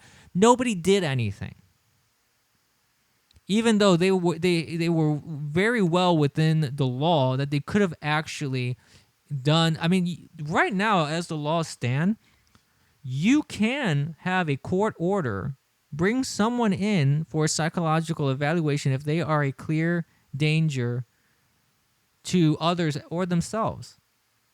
You can do that. You can do a wellness check on people, which means like you're afraid that someone's going to harm themselves. So police will come over do a check on the person, see what's going on, if they're having any issues, if they're really going to kill themselves or maybe harm someone else or something like that. You already have certain mechanisms in place. And this is throughout the 50 United States here. This isn't just this isn't a major problem in the sense that there's a lot of these mechanisms that exist. And so that, yeah, exactly, it's flawed and it only punish honest citizens instead of these knuckleheads. And you're spot on. And that's the biggest problem that I have with these red flag laws is that, one, we have to look at the details of these things. And we also have to look at what sort of due process, because at least the one thing that Trump said in his statement about the red flag laws is that he still said due process still has to be part of it. He did say that, and it has to be just like an accelerated due process, but due process nonetheless. So I have to give credit for that because at least he's keeping in mind that if you're going to go in that direction, you still have to respect the fact that it's a right. And that is the big argument that I'm having here at the end of this whole town hall thing. Because I feel that if you're going to go in that direction where you're going to try and not address the real issue, because they're kind of addressing the mental health issue, but they're not. I mean, they're catching. It's a very reactionary way of doing things, and I get it. That maybe for now, at the short term, that may be the best approach, to have a reactionary way of dealing with this sort of thing, catching red flags, trying to get these people under control. But I think what has to happen again is a fundamental shift within society. A long time ago, not that long ago, but a while ago, Americans overall, no matter what demographic you were, they kind of had this understanding of the American dream. They had kind of a shared value system. And that's where you have cohesion and you have a community of citizens that come together, and you have a bit more order within society for that reason. A common belief system is key to preventing a lot of splintering within society. Take countries, for example, like Italy. Italy, for a long time, was predominantly Italians. You didn't have a lot of foreigners come in, and predominantly they are, it's a Catholic country, basically. So most people at least identify themselves as Christian. Do many go to church and many believe all of the tenets of the Catholic Church? No, of course not. But many people at least identify themselves as Christian. They have a basic fundamental Christian belief. America used to be that way. And even people coming in from different countries, it wasn't necessarily that everybody believed in Christian values, but there was a shared value system. Like I said, of that American dream of being American, which is why a lot of immigrants that came to our country, that came here legally, mind you, a lot of these immigrants basically integrated themselves into the fold of American culture and society. They lost their original language, a lot of their original culture, because they wanted to be American. They wanted to be considered American. They didn't want to be considered foreigners. So they adapted themselves to the American culture. Now, that doesn't necessarily mean that everybody has to completely forget the language of origin or completely forget their cultural background. You could still hold on to that.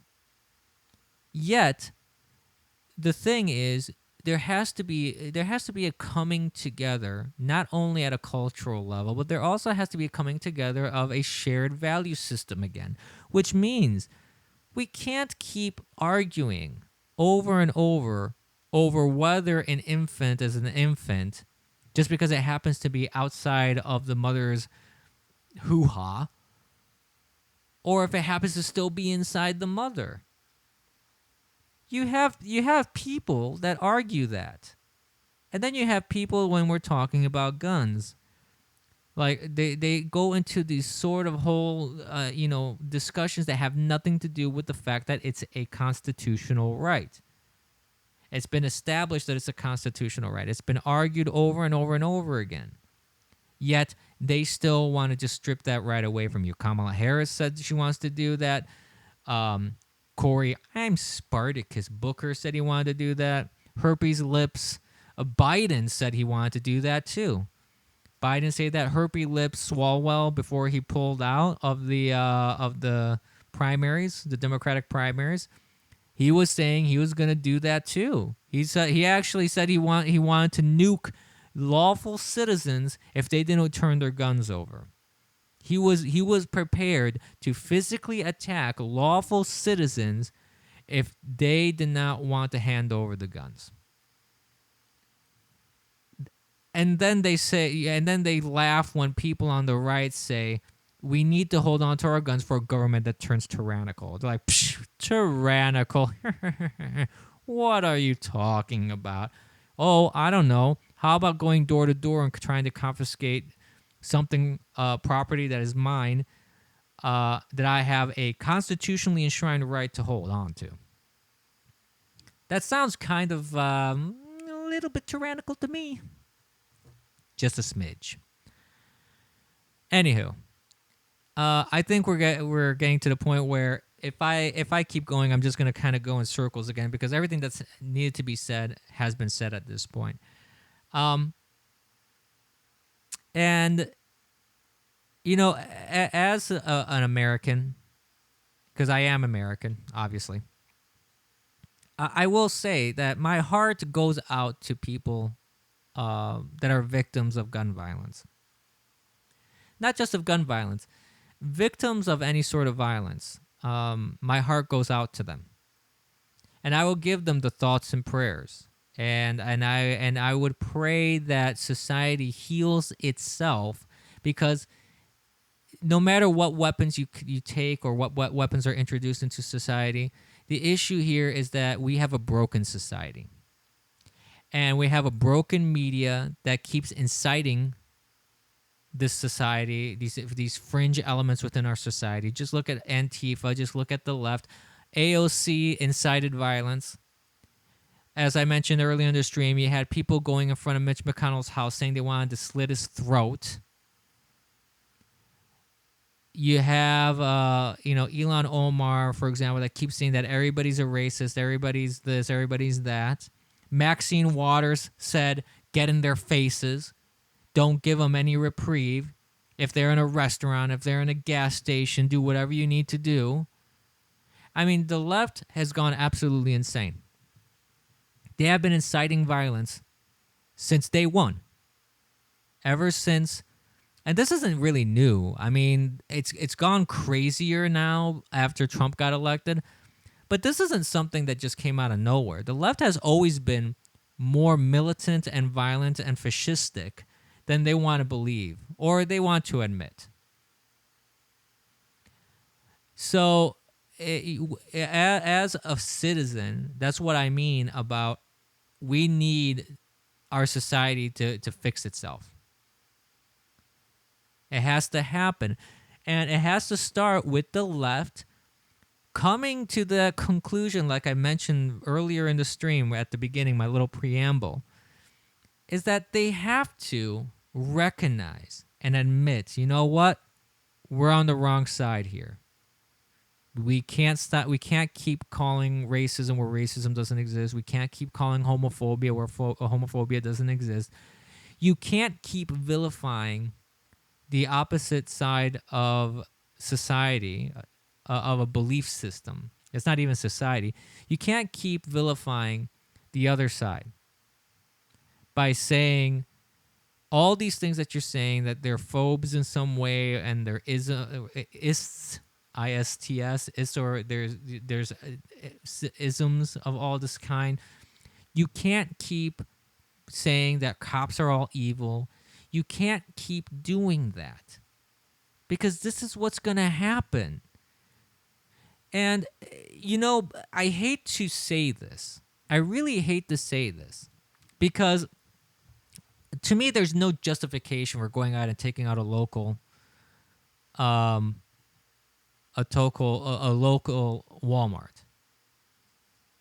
There's no justification for that.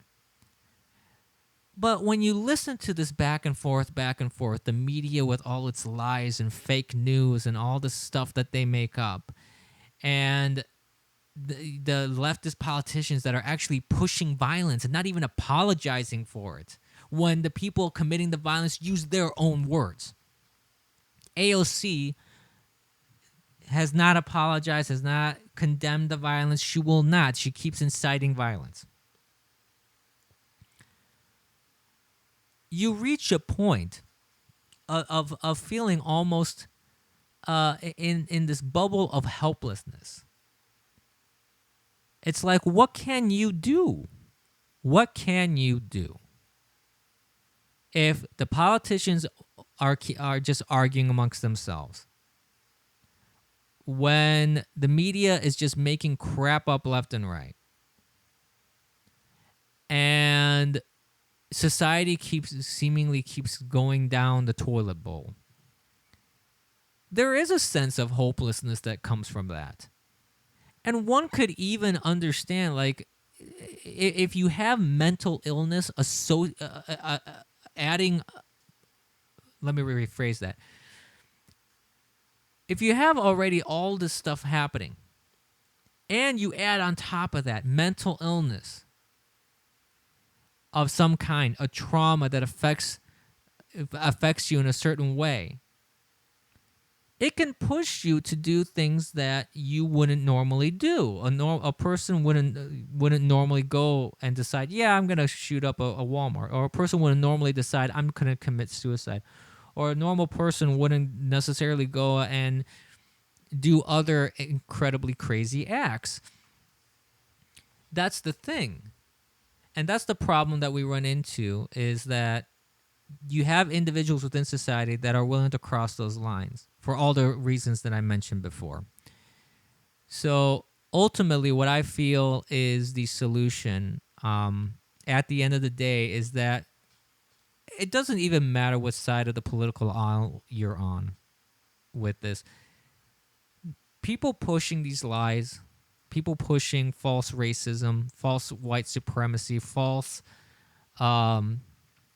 phobias, false persecutions, and false victimhoods. And this is primarily the left. There are people on the right that are kind of guilty of this too. Don't get me wrong. I'm not only pointing the finger to the left, but the left is primarily guilty of this. This is a sincere message to all Democrats and lefty people, which I don't know if they're ever going to listen to this stream or anything like that. But if they do, for what it's worth, let me just say it. You guys need to come to the table. And you need to come to the table with some honest self-reflection. You need to come to the table and go, hey, you know what? We've been spouting BS for many, many years. We were the party of racism. We were the party of Jim Crow. We were the party that put a lot of black fathers in jail. We are the party that are trying to strip away rights. We are the party that we're trying to destroy our borders, and we're going against our Constitution. And Democrats should have the courage to be honest. Just be honest. That's really what it boils down to. It's a matter of, are you courageous enough to stand up and say, you know what? The Constitution is garbage, and I'm actively working against it. Don't shroud yourself like you have Ilhan Omar saying that she's trying to make a better America. No, you're not. You're absolutely not. AOC is trying to fix the world with her ridiculous Green New Deal. No, you're not. You're trying to push socialism. You're trying to push an ideology. I don't know if Ilhan Omar is trying to push Sharia law or not. I have no idea. But she's definitely not pushing for American values or the Constitution or the law or anything like that. She's made that very, very clear. Incredibly clear. So I am doing a call to action to all the lefties out there, all the Democrats out there, all the people that are non-right leaning. Let's just be honest. I'm putting out this call to action to you. Be honest. Come out and say exactly what it is. I'm going to call on also elected representatives. If you don't believe in the oath that you took, be honest with the American people. Call a press release. Tell the American people, you know what? I don't agree with my oath. I'm going to resign. Done. I would actually really appreciate that if people were more honest that way. Yeah, I know, definitely not the FBI. Honestly, honesty doesn't get them reelected and scares away potential voters. I get it. Yeah, I know. It's all about trying to get votes, it's trying to get power, but this, to me, you have to look at it. I view it as a big picture thing, which is why I really want term limits for senators, representatives. I want term limits in just about anything that has to do with government, because I don't want elected officials to worry about being reelected. I really don't. And on top of that, I feel that there should be a stricter enforcement of censure law rules for senators and representatives. Just because you happen to say something ridiculous outside of the Senate floor or the House of Representatives, that doesn't make you immune from being censured. Right now, the way the censure laws, the way they work in the Senate is that you have to say something defamatory or whatever on the Senate floor or on the floor of the House of Representatives. So if someone like Maxine Waters is out on the street and she's doing her insane thing that she does, where she's saying, "Get in their face, impeach 45, whatever." When she does all that outside of the halls of Congress, she's not really in the bullseye, so to speak, of the rules that she should be following, and on social media too. So I think that that what has to happen to really kind of fix the tone of conversation within our nation is, first of all, any elected official on any official account of theirs, be it a personal account or an official position account, they are an elected official. Once you become an elected official, your language has to be, I wouldn't want to say the word monitored, but you have to be aware of how you are saying certain things that you are saying.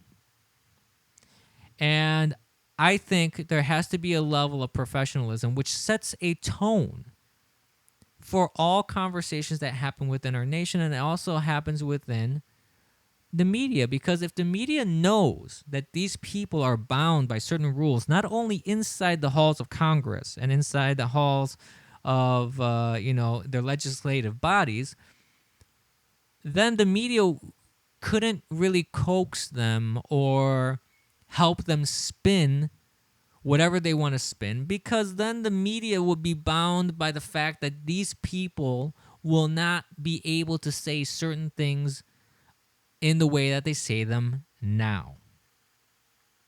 So I feel that that is a big, big step in fixing the conversation in our country. I feel that this is a very, very clear and easy thing. And also, it would help focus our legislative elected officials. It would help them focus on their job, because they don't have to worry about re-election. They don't have to worry about getting votes. Once they get in, they have their period of time to work, and that's it. Done. Finito. That's it. So I feel that that may be a really good step in helping with all issues that United States citizens face.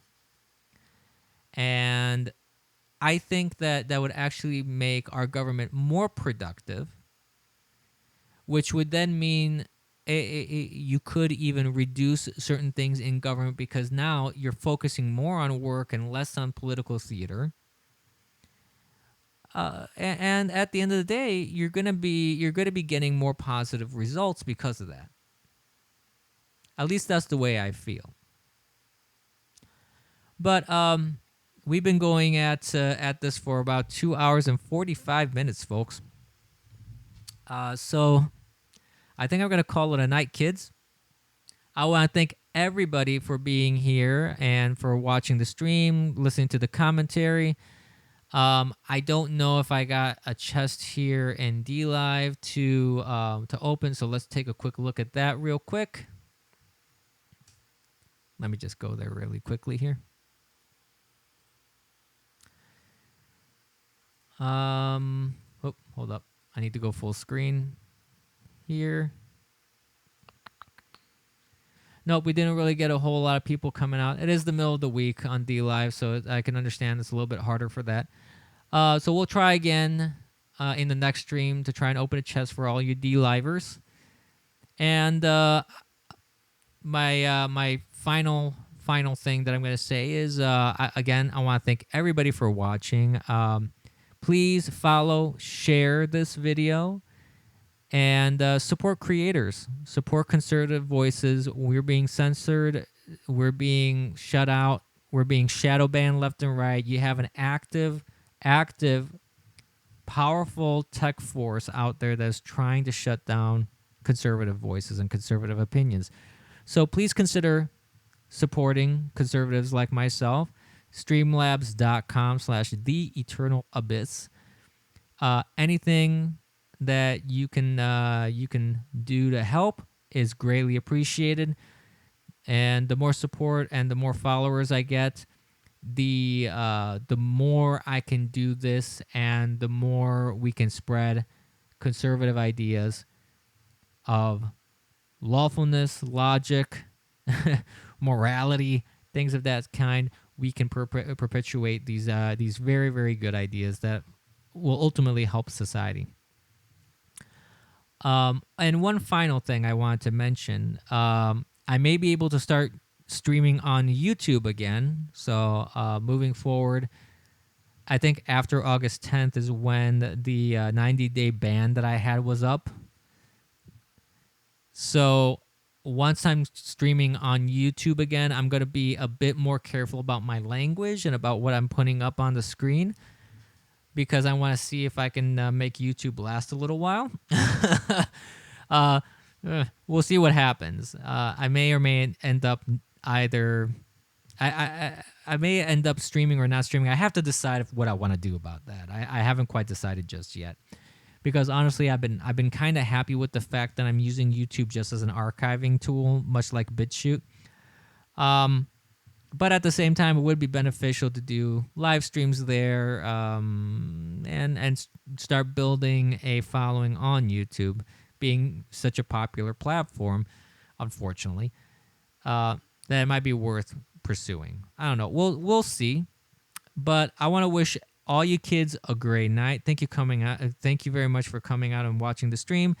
This will be archived and put up very soon. Hopefully by Friday I'll have episode 11 up, and of The Abyss, and of this special episode 2 of live commentary. And more events like this, if other things come up, like Trump rallies and other Democratic debates and other things of this nature, town halls, I enjoy these kind of things very much.